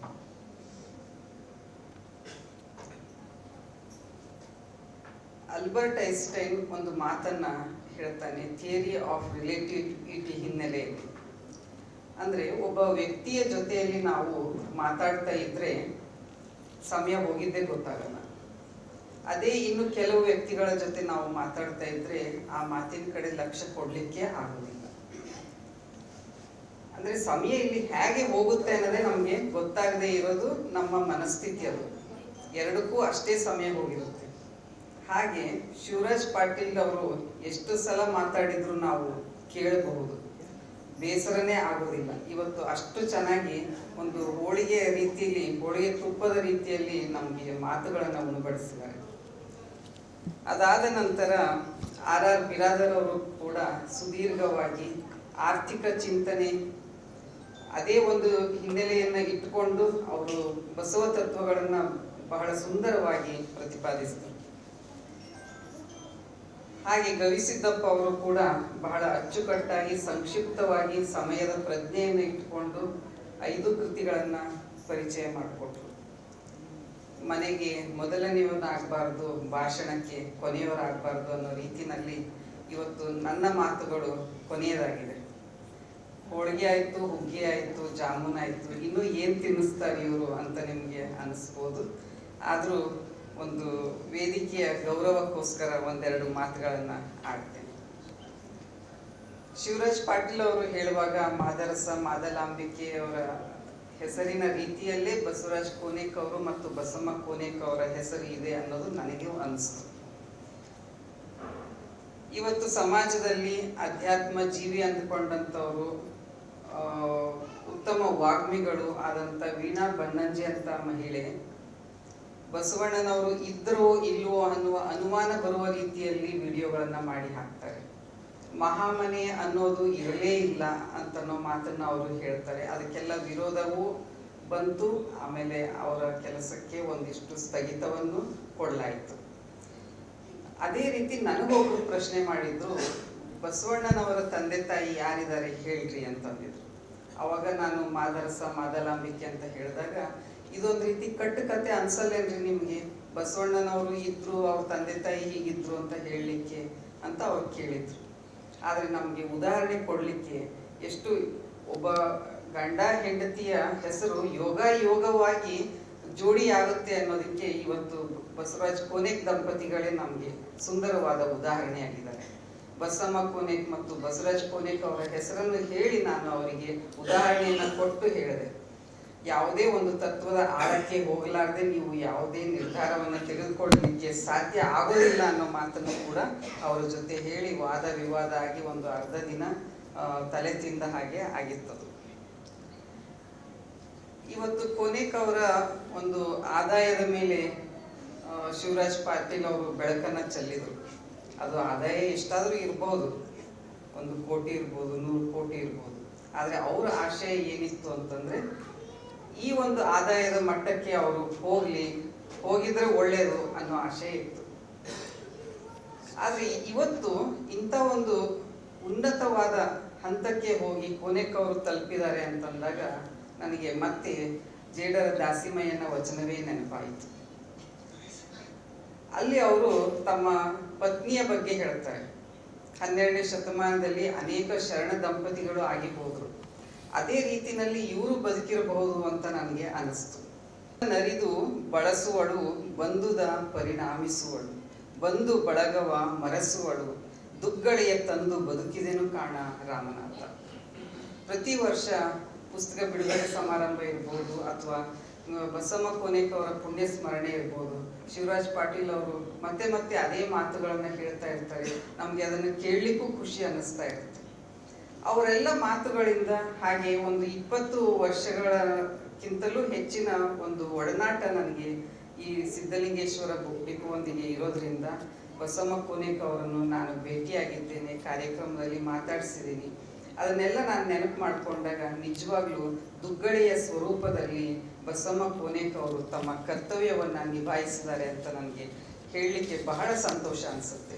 ಇವತ್ತು ಅವ್ರು ಇಲ್ಲದಾಗ ನಾವು ಅವ್ರನ್ನ ನೆನಪು ಮಾಡ್ಕೊಳ್ಳಿಕ್ಕೆ ಇದು ಒಂದು ಮೂಲ ಕಾರಣ ಇರಬಹುದು. ಇತ್ತೀಚೆಗೆ ಒಂದು ಬಸವ ಜಯಂತಿಯನ್ನ ವಿದೇಶದಲ್ಲಿ ಆಚರಣೆ ಮಾಡಲಿಕ್ಕೆ ನನಗೆ ಆಹ್ವಾನ ಕೊಟ್ಟಾಗ ನಾನು ಹೋಗಿ ಬಂದೆ. ಅಲ್ಲಿ ನಡೆದಿದ್ದು ಒಂದು ಘಟನೆಯನ್ನ ಇಲ್ಲಿ ಹೇಳಲಿಕ್ಕೆ ಬಹಳ ಸೂಕ್ತ ಅನಿಸ್ತಾ ಇದೆ ನನಗೆ. ಅಲ್ಲಿ ಒಬ್ಬ ಹೆಣ್ಮಗಳು ಸತ್ಯಕ್ಕನ ಪಾತ್ರವನ್ನ ಮಾಡ್ತೀನಿ ಅಂತ ದುಂಬಾಲು ಬಿದ್ದು ಆ ವೇದಿಕೆ ಮೇಲೆ ಸತ್ಯಕ್ಕನ ಪಾತ್ರವನ್ನ ಮಾಡಿದ್ಲು. ಸತ್ಯಕ್ಕ ಅಂತಂದ್ರೆ ಪ್ರಾಮಾಣಿಕತೆಗೆ ಹೆಸರಾದಂಥ ವ್ಯಕ್ತಿ, 12ನೇ ಶತಮಾನದ ಶರಣೆ. ದಾರಿಯಲ್ಲಿ ಏನಾದರೂ ಪರರ ವಸ್ತು ಬಿದ್ದಿತ್ತು ಅಂತಂದ್ರೆ ಅದನ್ನ ನಾನು ಮುಟ್ಟಲ್ಲ ಅಂತ ಪ್ರಮಾಣೆ ಮಾಡಿದಂಥ ಮಹಿಳೆ. ಅಂತ ಒಂದು ಮಹಿಳೆಯ ಒಂದು ಪಾತ್ರವನ್ನ ಆಕೆ ಮಾಡಿದ್ಲು. ಅದಾದ ನಂತರ ಅಲ್ಲಿ ಉಪಸ್ಥಿತರಿದ್ದ ಸಾನ್ನಿಧ್ಯ ವಹಿಸಿದಂಥ ಪಂಡಿತಾರಾಧ್ಯ ಶ್ರೀಗಳು ಆ ಮಹಿಳೆಯನ್ನ ಅನೇಕ ರೀತಿಯಲ್ಲಿ ಪ್ರಾಮಾಣಿಕತೆಯ ಬಗ್ಗೆ ಮತ್ತು ಅವರು ಆ ಇಳಿ ವಯಸ್ಸಿನಲ್ಲೂ ಇರುವ ಉತ್ಸಾಹದ ಬಗ್ಗೆ ತುಂಬ ಚೆನ್ನಾಗಿ ಮಾತಾಡಿದ್ರು. ಅದಾದ ನಂತರ ನಾವು ಅಲ್ಲಿಂದ ನಿರ್ಗಮಿಸುವ ಸಮಯ ಬಂತು. ಎಲ್ಲರೂ ಹೊರಟ ಮೇಲೆ ಏರ್ಪೋರ್ಟ್ನಲ್ಲಿ ಸೆಕ್ಯೂರಿಟಿ ಚೆಕ್ಕಿಂಗ್ ಇತ್ತು. ಆ ಸೆಕ್ಯೂರಿಟಿ ಚೆಕ್ಕಿಂಗ್ನಲ್ಲಿ ಆ ಮಹಿಳೆಯ ಸತ್ಯಕ್ಕನ ಪಾತ್ರ ಮಾಡಿದಂಥ ಮಹಿಳೆಯ ಒಂದು ಬ್ಯಾಗನ್ನು ಅಲ್ಲಿ ಹಿಡಿಯಲಾಯಿತು. ಹಾಗೆ ಹಿಡಿದಾಗ ಎಲ್ರಿಗೂ ಒಂದು ಸಲ ದಿಗ್ಭ್ರಮೆ ಆಯಿತು. ಆಮೇಲೆ ನೋಡಿದ್ರೆ ಅಲ್ಲಿ ಒಂದು ವಸ್ತು ಇದೆ. ಆ ವಸ್ತು ಎಲ್ಲಿ ಉಳಿಸಿದ್ರು ಆ ಉಳಿಸಿದಂಥ ಸ್ಥಳದಿಂದ ತರಲಾಗಿತ್ತು. ಆ ವಸ್ತುವನ್ನು ನೋಡಿ ಒಳಗಡೆ ಏನಿದೆ ಏನಿಲ್ಲ ಎಲ್ಲ ಎನ್ಕ್ವೈರಿ ಮಾಡಿ ಅಲ್ಲಿ ಏರ್ಪೋರ್ಟ್ನಲ್ಲಿ ಬಿಟ್ಟರು. ಆದರೆ ಇಂಥ ಒಂದು ಸನ್ನಿವೇಶದಲ್ಲಿ ಬಸವಣ್ಣನವರು ಇದ್ರೆ ಏನು ಮಾಡ್ತಾ ಇದ್ರು ಅಂತ ನಾನು ಆಲೋಚನೆ ಮಾಡಿದೆ. ಅವತ್ತು ಆ ಸಂದಿಗ್ಧ ಪರಿಸ್ಥಿತಿಯಿಂದ ಎಲ್ಲರೂ ಹೊರಗೆ ಬಂದ್ವಿ. ಅದು ಅಲ್ಲಿಗೆ ಮುಗಿದ ಹೋದ ಅಧ್ಯಾಯ. ಬಸವಣ್ಣನವರು ಇಂಥ ಸ್ಥಿತಿಯಲ್ಲಿದ್ದರೆ ಏನು ಮಾಡ್ತಿದ್ರು, ನಾವು ಏನು ಮಾಡ್ತೀವಿ? ಇವತ್ತು ಅನೇಕ ಕ್ರೈಮ್ಗೆ ಶಿಕ್ಷೆ ಇಷ್ಟು ಅಷ್ಟು ಅಂತ ಎಲ್ಲ ಇರೋದ್ರಿಂದ ನಾವು ಮತ್ತೆ 12ನೇ ಶತಮಾನಕ್ಕೆ ಹೋಗಿ ಇಂಥ ಸ್ಥಿತಿಯನ್ನು ಇನ್ನೊಂದಿಷ್ಟು ಅವಲೋಕನ ಮಾಡಿ ನೋಡಬೇಕಾಗುತ್ತೆ. ಬಸವಣ್ಣನವರು ನೀಲಾಂಬಿಕೆಯ ಕಿವಿಯಲ್ಲಿದ್ದ ಓಲೆಯನ್ನ ಬಿಚ್ಚಿಕೊಡುವಂತ ಹೇಳಿದಂಥವ್ರು. ಅಲ್ಲಿ ಬಂದವನು ಬೇರೆ ಯಾರೂ ಅಲ್ಲ, ಸಂಗಮನಾಥನೇ ಬಂದಿದ್ದಾನೆ. ಅದಕ್ಕೆ ನೀನೇನು ಆಲೋಚನೆ ಮಾಡಬೇಡ, ಇಷ್ಟೇ ತಡ ಮಾಡ್ತಿದ್ದೆ, ನಿನ್ ಬೆಂಡೋಲೆಯನ್ನ ಬಿಚ್ಚಿಕೊಡು ಅಂತ ಹೇಳಿ ಹೆಂಡತಿಗೆ ಆಜ್ಞಾಪನೆ ಮಾಡಿದಂಥವ್ರು ಬಸವಣ್ಣನವರು. ಅದೇ ತಮ್ಮ ಬಳಿ ಇದ್ದಂಥ ಆಕಳು ಎಲ್ಲವನ್ನೂ ಹೊಡೆದುಕೊಂಡು ಹೋದ್ರು ಕಳ್ಳರು. ಅದನ್ನ ಬಂದು ಅಲ್ಲಿದ್ದಂಥವರೆಲ್ಲ ಬಂದು ತಿಳಿಸ್ತಾರೆ ಬಸವಣ್ಣನಿಗೆ, ಹೀಗೆ ನಮ್ಮಲ್ಲಿದ್ದಂಥ ಆಕಳುಗಳನ್ನೆಲ್ಲ ತಗೊಂಡು ಹೋಗಿದ್ದಾರೆ ಅಂತ. ಆವಾಗ ಬಸವಣ್ಣನವರು ಹೇಗೆ ಅದಕ್ಕೆ ರಿಯಾಕ್ಟ್ ಮಾಡಿದ್ರು, ಇಲ್ಲಿರುವ ಸಂಗಯ್ಯ ಹಾಲು ಕುಡಿತಾನೆ ಇಷ್ಟು ದಿವಸ, ಈಗ ಅಲ್ಲಿರುವ ಬಾಲ ಸಂಗಯ್ಯ ಹಾಲು ಕುಡಿತಾನೆ. ನಮ್ಮೊಳಗೆ ಇಷ್ಟು ವಿಶಾಲವಾದ ಮನೋಭಾವ ಇದೆಯಾ? ನಾವು ನಮ್ಮ ಮಕ್ಕಳು ಕುಡಿಯುವಂತ ಹಾಲನ್ನ ಇನ್ನೊಂದು ಊರಿನಲ್ಲಿರೋ ಮಕ್ಕಳು ಕುಡಿಲಿ ಅನ್ನೋ ಭಾವನೆ ನಮ್ಮಲ್ಲಿ ಬರುತ್ತಾ? ನಾವು ಮೊದಲನೇ ತಾಯಿಯಾಗಿಯೇ ತಾಯಿ ಗುರು ಅಂತ ಅನ್ನುವಾಗ ತಾಯಿನೇ ಹೇಳ್ತಾಳೆ, ನಿನ್ ಟಿಫಿನ್ನಲ್ಲಿರೋ ಊಟನ ಇನ್ನೊಬ್ರಿಗೆ ಕೊಡಬೇಡ, ನೀನ್ ಹೊಟ್ಟೆ ತುಂಬ ಊಟ ಮಾಡಿ ಬಾ ಮಗನೆ ಅಂತ ನಾವು ಮಕ್ಕಳಿಗೆ ಹೇಳಿ ಕಳಿಸ್ತೀವಿ. ಇದು ನಮ್ಮ ಸ್ವಾರ್ಥ ಅಲ್ಲ, ನಮಗೆ ಗೊತ್ತಿಲ್ಲದೆ ಆಗುವ ಒಂದು ಪ್ರಮಾದ. ಅಂದ್ರೆ ನಾವು ಎಷ್ಟು ಮನದ ಕಳ್ಳತನವನ್ನು ಅರಿಯದವರುಂಟೆ. ನಮ್ಮ ಒಳಗೆ ಎಷ್ಟೋ ತಪ್ಪುಗಳಿದೆ, ನಮ್ಗದು ಗೊತ್ತಿಲ್ಲದೆ ಇರುತ್ತಾ? ಅದು ಗೊತ್ತಿದ್ದೇ ಇರುತ್ತೆ. ಆದರೆ ಯಾರೋ ಒಬ್ರು ಕಳ್ಳತನ ಮಾಡಿದಾಗ ನಾವು ಅದನ್ನು ಎಷ್ಟು ದೊಡ್ಡದಾಗಿ ಮಾಡ್ತೀವಿ. ಹೀಗೆ ಬಸವಣ್ಣನವರು ಎಲ್ಲರನ್ನೂ ಪರಿವರ್ತನೆ ಮಾಡುವ ಒಂದು ಸ್ಥಿತಿಗೆ ತಲುಪುತ್ತಾರೆ. ಹಾಗಾಗಿ 12ನೇ ಶತಮಾನದಲ್ಲಿ ಭಿಕ್ಷೆಯ ಬೇಡುವವರಿಲ್ಲದೆ ಬಡವಾಯಿತು ಕಲ್ಯಾಣ ಅಂತ ಹೇಳಿದ್ರು. ಆದರೆ ಇವತ್ತಿನ ಪರಿಸ್ಥಿತಿ ಹಾಗಿಲ್ಲ.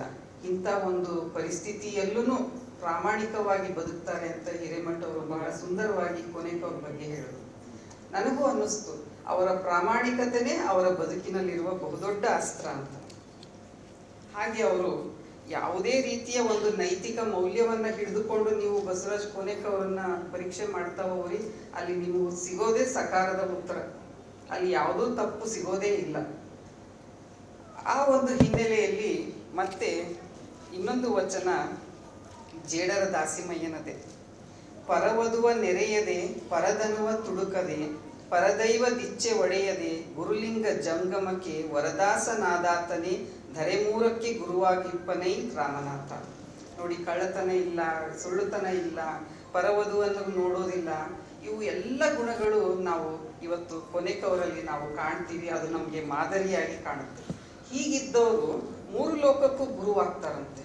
ನೋಡಿ, ಒಂದು ಸಣ್ಣ ಗೂಡಂಗಡಿಯಿಂದ ಇವತ್ತು ಇಷ್ಟು ದೊಡ್ಡ ಮಟ್ಟಕ್ಕೆ ಏರಿದ್ದ ಒಂದು ಸುಂದರವಾದ ಯಶೋಗಾಥೆಯನ್ನು ನಾವು ಅನೇಕ ಬಾರಿ ಶಿವರಾಜ್ ಪಾಟೀಲ್ ಅವರು ಹೇಳುವಾಗ ಕೇಳಿದ್ದೀವಿ. ಅದನ್ನ ಕೇಳಿದಾಗ ಒಂದ್ಸಲ ನನಗೆ ಹೊಸ ರೀತಿಯಲ್ಲೇ ಅದು ಕಾಣುತ್ತೆ. ಯಾಕೆ ಕಾಣುತ್ತೆ ಹೊಸ ರೀತಿಯಲ್ಲಿ ಅಂದರೆ ಅಲ್ಲಿ ಪ್ರಾಮಾಣಿಕತೆ ಇರೋದ್ರಿಂದ, ಅದು ಪ್ರಾಮಾಣಿಕೆಯ ಕತೆ ಇರೋದ್ರಿಂದ ನಮ್ಗದು ಪ್ರತಿನಿತ್ಯ ಹೊಸದಾಗಿ ಕಾಣುತ್ತೆ.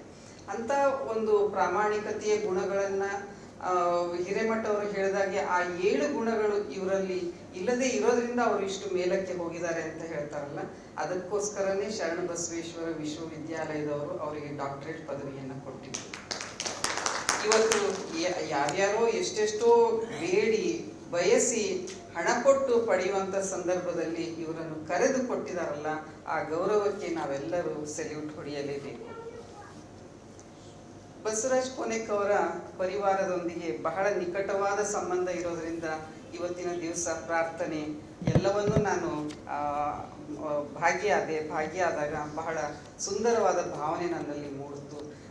ಒಂದಿಷ್ಟು ಮೈ ಮರೆತ ಹಾಗೇನೆ ಧ್ಯಾನಸ್ಥಳಾಗಿ ಕೂರುವ ಅವಕಾಶವನ್ನ ಇವತ್ತಿನ ಬೆಳಗ್ಗೆಯ ಪ್ರಾರ್ಥನೆ ನನಗನ್ನಿಸ್ತು.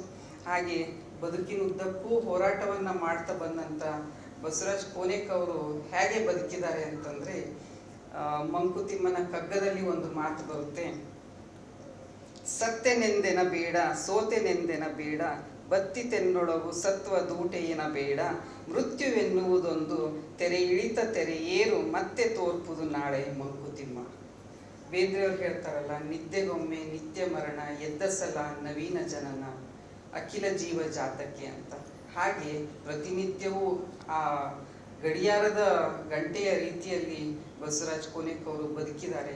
ಹಾಗಾಗಿ ಅವರ ಕಾಯದಲ್ಲಿ ಕಾಯಕ ಇದೆ. ಆ ಕಾಯಕಕ್ಕೆ ನಾವೆಲ್ಲರೂ ಋಣಿಯಾಗಿರಬೇಕು.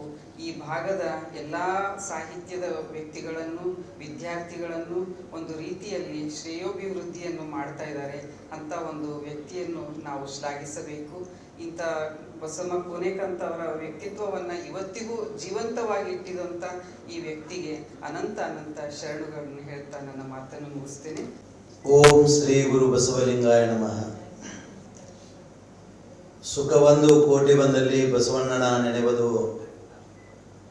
ದುಃಖವೊಂದು ಕೋಟಿ ಬಂದಲ್ಲಿ ಬಸವಣ್ಣನ ನೆನೆವುದು, ಲಿಂಗಾರ್ಚನೆಯ ಮಾಡುವಲ್ಲಿ ಬಸವಣ್ಣನ ನೆನೆವುದು, ಜಂಗಮಾರ್ಚನೆಯ ಮಾಡುವಲ್ಲಿ ಬಸವಣ್ಣನ ನೆನೆವುದು, ಬಸವಣ್ಣ ಬಸವಣ್ಣ ಬಸವಣ್ಣ ಎಂದು ನೆನೆಯದಲ್ಲದೆ ಎನಗೆ ಭಕ್ತಿವಿಲ್ಲ ಕಾಣ ಕಲದೇವರ ದೇವ. ಮಹಾ ಮಾನವತಾವಾದಿ ಧರ್ಮಗುರು ಬಸವಣ್ಣವರನ್ನು ಎನ್ನ ಹೃದಯ ಮಂದಿರದಲ್ಲಿ ಸ್ಮರಿಸಿಕೊಂಡು, ಕಲ್ಯಾಣ ನಾಡಿನ ಪಾವನ ಭೂಮಿಯಾದ ಕಲಬುರಗಿಯಲ್ಲಿ ಲಿಂಗೈಕ್ಯರಾಗಿರ್ತಕ್ಕಂಥ ಬಸಮ್ಮ ತಾಯಿಯವರ 13ನೇ ಪುಣ್ಯ ಸ್ಮರಣೋತ್ಸವ ಮತ್ತು ಬಸವಸಿರಿ ಪ್ರಶಸ್ತಿ ಪ್ರದಾನ ಹಾಗೂ ಕಾಯಕ ದಿನಾಚರಣೆ, 5 ಗ್ರಂಥಗಳ ಲೋಕಾರ್ಪಣೆ ಕಾರ್ಯಕ್ರಮ, ಗ್ರಂಥಗಳನ್ನು ಲೋಕಾರ್ಪಣೆ ಮಾಡಿರ್ತಕ್ಕಂಥ ಪ್ರೊಫೆಸರ್ R.R. ಬಿರಾದರ್ ಸರ್ ಅಲ್ಲಿ ಕೂಡ ಅನಂತ ಶರಣಗಳನ್ನು ಹೇಳಿ, ಕೃತಿಗಳ ಪರಿಚಯ ಮಾಡಿರ್ತಕ್ಕಂಥ ಡಾಕ್ಟರ್ ಗವಿಸಿದ್ದಪ್ಪ H. ಪಾಟೀಲ್ ಅವರಿಗೆ ಕೂಡ ಅನಂತ ಶರಣಗಳನ್ನು ಹೇಳಿ, ಅದೇ ರೀತಿ ಈಗಾಗಲೇ ತಮ್ಮ ವಿಚಾರಗಳನ್ನು ವ್ಯಕ್ತಪಡಿಸಿರ್ತಕ್ಕಂಥ ಡಾಕ್ಟರ್ ಕಾವ್ಯಶ್ರೀ ಮಾಗಾವ್ಕರ್ ತಾಯಿಯವರಿಗೆ ಕೂಡ ಅನಂತ ಶರಣಗಳನ್ನು ಹೇಳಿ, ಪ್ರಪ್ರಥಮವಾಗಿ ಅತ್ಯಂತ ಉತ್ತಮವಾಗಿ ಬಸವರಾಜ್ ಕೋಣಿಕರ್ ಬಗ್ಗೆ ಒಳ್ಳೆಯ ಮಾತನಾಡಿರ್ತಕ್ಕಂಥ ಪ್ರೊಫೆಸರ್ ಶಿವರಾಜ್ ಪಾಟೀಲ್ ಅವರಲ್ಲಿಯೂ, ಈ ಸಮಾರಂಭದ ಅಧ್ಯಕ್ಷತೆಯನ್ನು ವಹಿಸಿರ್ತಕ್ಕಂಥ ಡಾಕ್ಟರ್ ಬಸವರಾಜ್ ಕೋಣಿಕ್ ಅವರಲ್ಲಿಯೂ, ಹಾಗೂ ಸಿದ್ಧಲಿಂಗ ಕೋಣಿಕ್, ಶರಣಬಸವ ಕೋಣಿಕ್, ಹಾಗೂ ಈ ಸಮಾರಂಭದ ಸಂಚಾಲಕರಾಗಿರ್ತಕ್ಕಂಥ ಡಾಕ್ಟರ್ ಶರಣಬಸಪ್ಪ ವಡ್ಡಣಿಕೇರಿಯವರಲ್ಲಿಯೂ, ಈ ಸಮಾರಂಭದಲ್ಲಿ ಪಾಲ್ಗೊಂಡಿರುವ ಎಲ್ಲ ಶರಣರಲ್ಲಿ ಮತ್ತು ಶರಣೆಯರಲ್ಲಿ ಶರಣಾರ್ಥಿಗಳು. ಪ್ರಪ್ರಥಮವಾಗಿ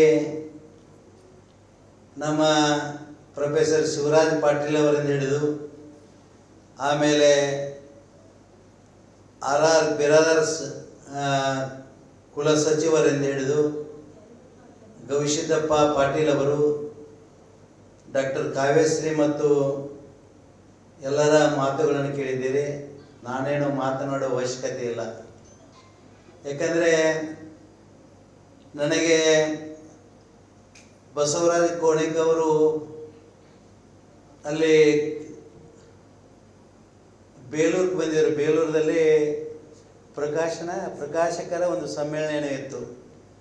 ಆ ಸಮ್ಮೇಳನದಲ್ಲಿ ನನಗೆ ಹೇಳಿದರು, ನಿಮಗೆ ಮೇ ತಿಂಗಳಲ್ಲಿ ಬಸವಸಿರಿ ಪ್ರಶಸ್ತಿಯನ್ನು ಕೊಡ್ತೀವಿ ಅಂತ ಹೇಳಿದರು. ನಾನು ಹೇಳಿದೆ, ಇನ್ನೂ ಭಾಳ ಮಂದಿ ಇದ್ದಾರೆ, ಅವ್ರಿಗೆ ಕೊಡ್ರಿ, ನಮಗೆ ಹೇಗೆ ಕೊಡ್ತೀರಿ ಅಂತ ಹೇಳಿದೆವು. ಯಾಕಂದರೆ ನಾನು ಇಲ್ಲಿವರೆಗೆ ಯಾವ ಪ್ರಶಸ್ತಿಗೂ ಅರ್ಜಿ ಹಾಕಿದವನಲ್ಲ, ಮತ್ತು ಯಾರು MLA ಬಾಗಿಲಾಗಲಿ ರಾಜಕಾರಣಿಗಳ ಬಾಗಿಲಿಗೆ ಹೋಗಿ ನಾನು ನಿಂತವನಲ್ಲ. ಅಷ್ಟೇ ಅಲ್ಲದೆ ನನ್ನ ಜೀವನದಲ್ಲಿ 10 ಪೈಸೆ ಭಿಕ್ಷೆ ಬೇಡಿಲ್ಲ ಇಲ್ಲಿವರೆಗೆ. ನಿಮ್ಗೆ ಹೇಳಿದರೆ ಆಶ್ಚರ್ಯ ಆಗ್ಬೋದು. ಎಲ್ಲವನ್ನು ಕಾಯಕ ಮಾಡಿದೆ, ನಾ ಎಲ್ಲ ಮಾಡಿದ್ದೇನೆ.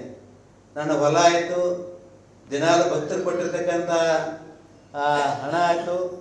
ಇದರ ಜೊತೆಯಲ್ಲಿ ನಾವೇನು ಮಾಡಿದೆ ಅಂದರೆ, ಇವತ್ತು ಸಾಕಷ್ಟು ನಮ್ಮ ಶಿವರಾಜ್ ಪಾಟೀಲ್ ಅವರು ಹೇಳಿದ ಹಾಗೆ, ನಾನು ಮೊದಲು ಹುಲ್ಸೂರಿಗೆ ಹೋದಾಗ ನನಗೆ ಊಟ ಸಿಗ್ತಿದ್ದಿಲ್ಲ ಅಲ್ಲಿ. ಆದರೆ ಅಂಥ ಮಠವನ್ನು ಏನು ಮಾಡಿದೆ ಅಂದರೆ, ಯಾರ ಹತ್ತಿರ ದುಡ್ಡು ಬೇಡಲಾರ್ದೆ, ನೀವು ಬೇಕಾದಷ್ಟು ಜನಕ್ಕೆ ಕೇಳ್ಬೋದು, ನೀವು ರಸೀದಿ ಪಸೀದಿ ಯಾವುದೇ ನಾನು ಇಟ್ಕೊಂಡವಲ್ಲ. ನಾನು ನೇರವಾಗಿ ಹಾಳು ಬಿದ್ದಿರ್ತಕ್ಕಂಥ ಹೊಲಗಳಿಗೆ ಏನು ಮಾಡಿದೆ ಅಂದರೆ ಕಾಯಕ ಮಾಡಿ, ಆ ಕಾಯಕದಿಂದ ಬಂದಿರತಕ್ಕಂಥ ಸಂಪತ್ತಿನಿಂದ ಏನು ಮಾಡಿದೆ ಅಂದರೆ ಪ್ರಪ್ರಥಮವಾಗಿ ಇಡೀ ಭಾರತ ದೇಶವನ್ನು ಸುತ್ತಿದ್ದೆವು. ಎಷ್ಟು ದುಡ್ಡು ಬಂದಿಲ್ಲ ಆ ದುಡ್ಡಿನಿಂದ ಖರ್ಚು ಮಾಡಿ ಪುಸ್ತಕಗಳನ್ನು ಪ್ರಿಂಟ್ ಮಾಡಿಸೀನಿ. ಎಲ್ಲಿ ಯಾವ ರಾಜ್ಯಕ್ಕೆ ಹೋಗ್ತೀವಿ ಆ ರಾಜ್ಯದ ಭಾಷೆಯಲ್ಲಿ ಏನು ಕೇಳಿದ ಪುಸ್ತಕಗಳನ್ನು ಪ್ರಿಂಟ್ ಮಾಡ್ತಿದ್ವು. ಹಿಂದಿಯಲ್ಲಿ ಅಂದಾಜು 1 ಲಕ್ಷ ಗಂಟೆ ಪುಸ್ತಕ ಪ್ರಿಂಟ್ ಮಾಡಿ, ಸಣ್ಣ ಸಣ್ಣ ಪುಸ್ತಕಗಳನ್ನು ಹಿಂದಿಯಲ್ಲಿ 1 ಲಕ್ಷ ಗಂಟೆ ಮಾಡಿದೆವು. ಅದ್ರ ಜೊತೆಯಲ್ಲಿ ನಮ್ಮ ಬೆಂಗಳೂರಿನ ಬಸವ ಸಮಿತಿಯವರು ಅರವಿಂದ್ ಜತ್ತಿ ಅವರು ಏನು ಮಾಡಿದ್ದಾರೆ ಅಂದರೆ, ಸಣ್ಣ ಸಣ್ಣ ಪುಸ್ತಕಗಳು ನನಗೆ 5 ಲಕ್ಷ ಪ್ರಿಂಟ್ ಮಾಡಿಸ್ಕೊಟ್ರು ಅವರು ಹಂಚಲಿಕ್ಕೆ ಹೋಗ್ತಕ್ಕಂಥ ಸಂದರ್ಭದಲ್ಲಿ. ನಾನು ಅಂದಾಜು 23,000 ಕಿಲೋಮೀಟರ್ ಪಾದಯಾತ್ರೆ ಮಾಡೀವಿ. ಮತ್ತು ಎಲ್ಲರೂ ದೇವ್ರ ಗುಡಿ ಆ ಗುಡಿಗೆ ತಿಳ್ಕೊಂಡಿರಿ. ಪ್ರತಿ ಹಳ್ಳಿಗಳಿಗೆ ಹೋಗ್ತಿದ್ದೀನಿ. ನಾನು ಒಂದು ಸಲ ಇದರಲ್ಲಿ 2011 ಇಸ್ವಿಯಲ್ಲಿ ಆವಾಗ ನಾನು 9,000 ಕಿಲೋಮೀಟರ್ ಪಾದಯಾತ್ರೆ ಮಾಡಿದೆ.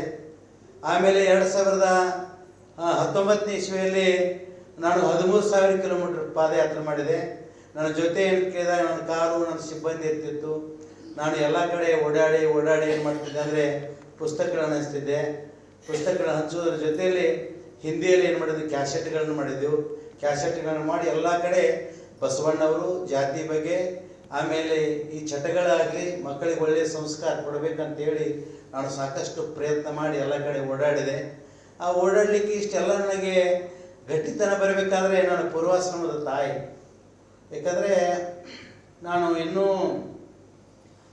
ಸಣ್ಣವನಿದ್ದಾಗ ನಾನು ಅಲ್ಲಿ ಮೆಟ್ಟುಗುಡ್ಡ ಅಂತ, ನಾನು ಹುಟ್ಟಿದ್ದು ಈಗಿನ ಬಾಗಲಕೋಟೆ ಜಿಲ್ಲೆ, ಮೊದಲು ಬಿಜಾಪುರ ಜಿಲ್ಲೆ ಇತ್ತು. ಅಲ್ಲಿ ಹೋಗ್ತಕ್ಕಂಥ ಸಂದರ್ಭದಲ್ಲಿ ನಮ್ಮಲ್ಲಿ ಒಂದು ಬಾವಿ ಇದೆ. ಯಾಕಂದರೆ ನಿಮ್ಗೆಲ್ಲರಿಗೂ ಹೇಳಲೇಬೇಕು ಅನ್ನಿಸ್ತದೆ. ಈಗ ಆ ಬಾವಿ ಇದ್ರೆ ಏನಾಗ್ತಿತ್ತು ಅಂದರೆ, ಎಷ್ಟೇ ಹರಿಜನ ಜನ ಏನು ಮಾಡ್ತಿದ್ರು, ಹೊರಗೆ ಬಂದು ಕೂಡ್ತಿದ್ರು. ಹೊರಗೆ ಬಂದು ಇದನ್ನು ಕೊಡಗಳನ್ನ ಹಿಡ್ಕೊಂಡು, ಪಾಪ ಮಣ್ಣಿನ ಕೊಡಗಳು ಇರ್ತಿದ್ದು, ಹಿಡ್ಕೊಂಡು ಕೂಡ್ತಕ್ಕಂಥ ಸಂದರ್ಭದಲ್ಲಿ ನೀರು ಹಾಕಬೇಕಾದ್ರೆ ಈ ಊರಿನಲ್ಲಿರ್ತಕ್ಕಂಥ ಲಿಂಗಾಯತರ ಬಂದು ಅವ್ರಿಗೆ ನೀರು ಹಾಕಬೇಕು. ಯಾಕಂದರೆ ನೀರು ಒಳಗಿರ್ತಕ್ಕಂಥ ಬಾವಿ ಒಳಗಿನ ನೀರು ಜಗ್ಗಿ ಅವ್ರಿಗೆ ನೀರು ಹಾಕಬೇಕು. ಅವಾಗ ನೀರು ತೆಗೆದುಕೊಂಡು ಹೋಗ್ತಿದ್ರು. ನಮ್ಮ ತಾಯಿಯವರು ವಚನ ಹೇಳ್ತಿದ್ರು, ಹಾಡುಗಳನ್ನು ಹಾಡ್ತಿದ್ರು. ಅವಾಗ ಒಂದು ದಿನ ಹೇಳ್ತಾರೆ, ನನ್ನ ಹೆಸರು ಶಿವಯ್ಯ ಅಂತಿತ್ತು. ನೋಡೋ ಮಗ, ಈ ಊರಲ್ಲಿ ಏನಂತ ಕೇಳಿದಾಗ ಜಾತಿ ಭೇದ ಭಾಳ ಅದ, ಅದಕ್ಕೆ ನೀ ಏನು ಮಾಡ್ಬೇಕಂದ್ರೆ ನೀರು ಹಾಕಬೇಕು. ಅವ್ರಿಗೆ ನೀರು ಏನು ಮಾಡ್ಬೇಕಂದ್ರೆ ಕೊಡಗಳನ್ನ ಯಾರಿಲ್ಲದಾಗ ಆ ಬಾವಿ ಒಳಗೆ ಎದ್ದು ತುಂಬಿ ಕೊಡ್ಬೇಕಂತ ಹೇಳಿದರು. ಎದ್ದು ತುಂಬಿ ಕೊಡ್ಬೇಕಂದಾಗ ನನಗೇನು ನಮ್ಮ ತಾಯಿ ಹೇಳ್ತಾಳೆ ಅಂತ ಹೇಳಿ ನೇರವಾಗಿ ನಾವು ಏನು ಮಾಡಿದ್ವಿ, ಸ್ಕೂಲ್ ಮೆಟ್ಗುಡ್ಗೆ ಹೋಗಿ ಏನು ಸ್ಕೂಲ್ ಬಿಡ್ತಿಲ್ಲ ಬರ್ತಕ್ಕಂಥ ಸಂದರ್ಭದಲ್ಲಿ ಆ ಹೆಣ್ಮಕ್ಳು ಪಾಪ ಸಾರು ಹಿಡಿದು ಕೂತಿದ್ರು. ಅವ್ರ ಕೊಡಗಳನ್ನ ಏನು ಮಾಡಿದೆ ಅಂದರೆ ಆ ನೀರಿನಲ್ಲಿ ಏನು ಬಾವಿಯಲ್ಲಿ ಒಳಗೆ ಹಾಕಿ ಹಗ್ಗ ಕಟ್ಟಿ ಒಳಗೆ ಜಗ್ಕೊಂಡು ನೀರು ಕೊಟ್ಟೆ. ಅದನ್ನು ನೋಡಿ ಊರು ಜನ ಬಡಿದ್ರು. ನಮಗೆ ಬಡದು ಏನು ಮಾಡಿದ್ರು ಅಂದರೆ ಹೊರಗೆ ಹಾಕಿದರು. ನಾ ಎಂದು ಹೊರಗೆ ಹೋದೆ ಅಂದ ತಿರುಗಿ ಊರಿಗೆ ಹೋಗಿಲ್ಲ. ಯಾವಾಗ ಹೋದೆ ಅಂದರೆ ನಮ್ಮೂರಲ್ಲಿ ಬಸವೇಶ್ವರ ಮೂರ್ತಿ ಸ್ಥಾಪನೆ ಮಾಡಿದಾಗ ನಮ್ಮ ಊರಿಗೆ ಹೋದೆ, ಅಲ್ಲಿ ತನಕ ನಾವು ಊರಿಗೆ ಹೋಗಿಲ್ಲ. ಅದವರ ನಮ್ಮ ತಾಯಿಯವರು, ಪೂರ್ವಾಶ್ರಮ ತಾಯಿಯವರು. ಅದಕ್ಕಾಗಿ ನಾನು ಯಾವಾಗಲೂ ಯಾವ ಗುಡಿಗುಂಡಾರಗಳಾಗಲಿ ಮತ್ತು ಯಾವುದೇ ಮೂರ್ತಿ ಪೂಜೆ ಆಗಲಿ ನಾನು ಏನು ನಡೀತೇನೆ ಅಂದರೆ, ಬಸವಣ್ಣವ್ರು ಹೇಳ ಸ್ಥಾವರ ಕಳಿ ಉಂಟು ಜಂಗಮ ಕಳಿ ಇಲ್ಲ ಅಂತೇಳಿ, ಅದನ್ನು ಬಿಟ್ಟು ಬೇರೆ ನಡೆಯೋಂಗಿಲ್ಲ. ನಾನು ಬೇರೆ ಎಲ್ಲಿ ಕಡೆನೂ ಹೋಗಂಗಿಲ್ಲ.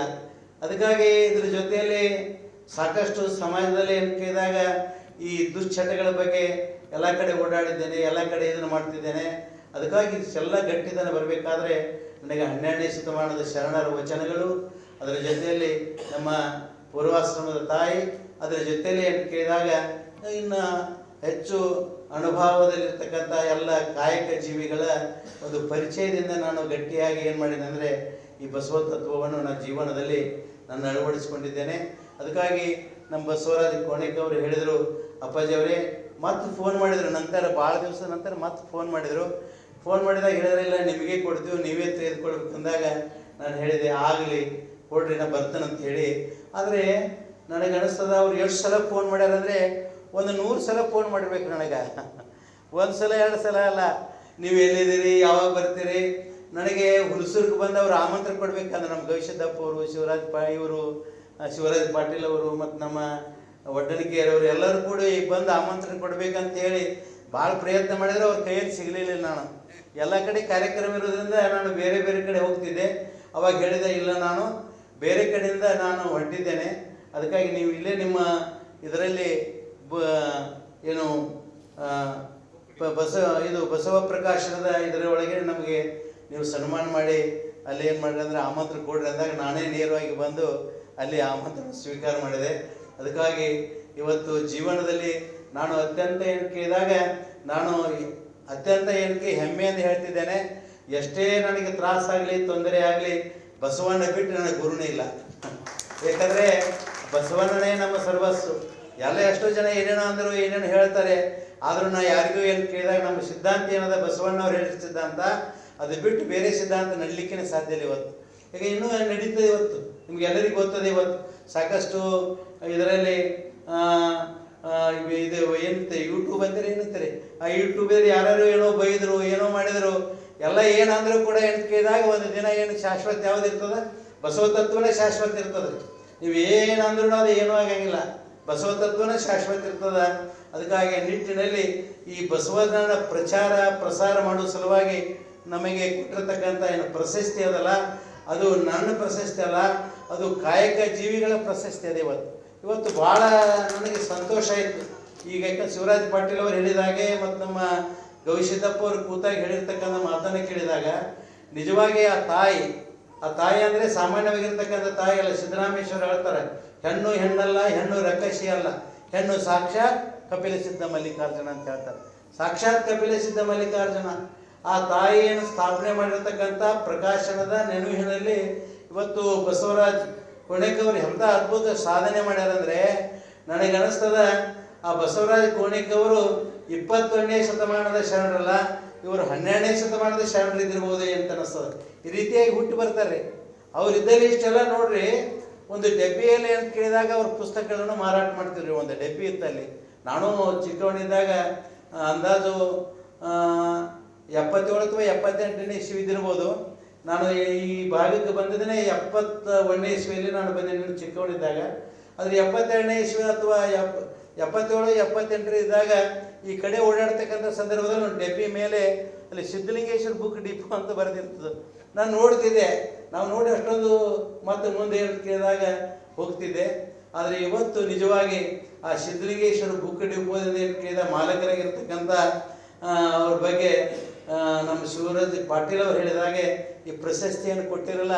ಈ ಪ್ರಶಸ್ತಿ ಅಂದರೆ ನನಗೆ ನಿಜವಾಗಿ ಅದು ಬಸವಣ್ಣನ ಪ್ರಶಸ್ತಿ ಅದ.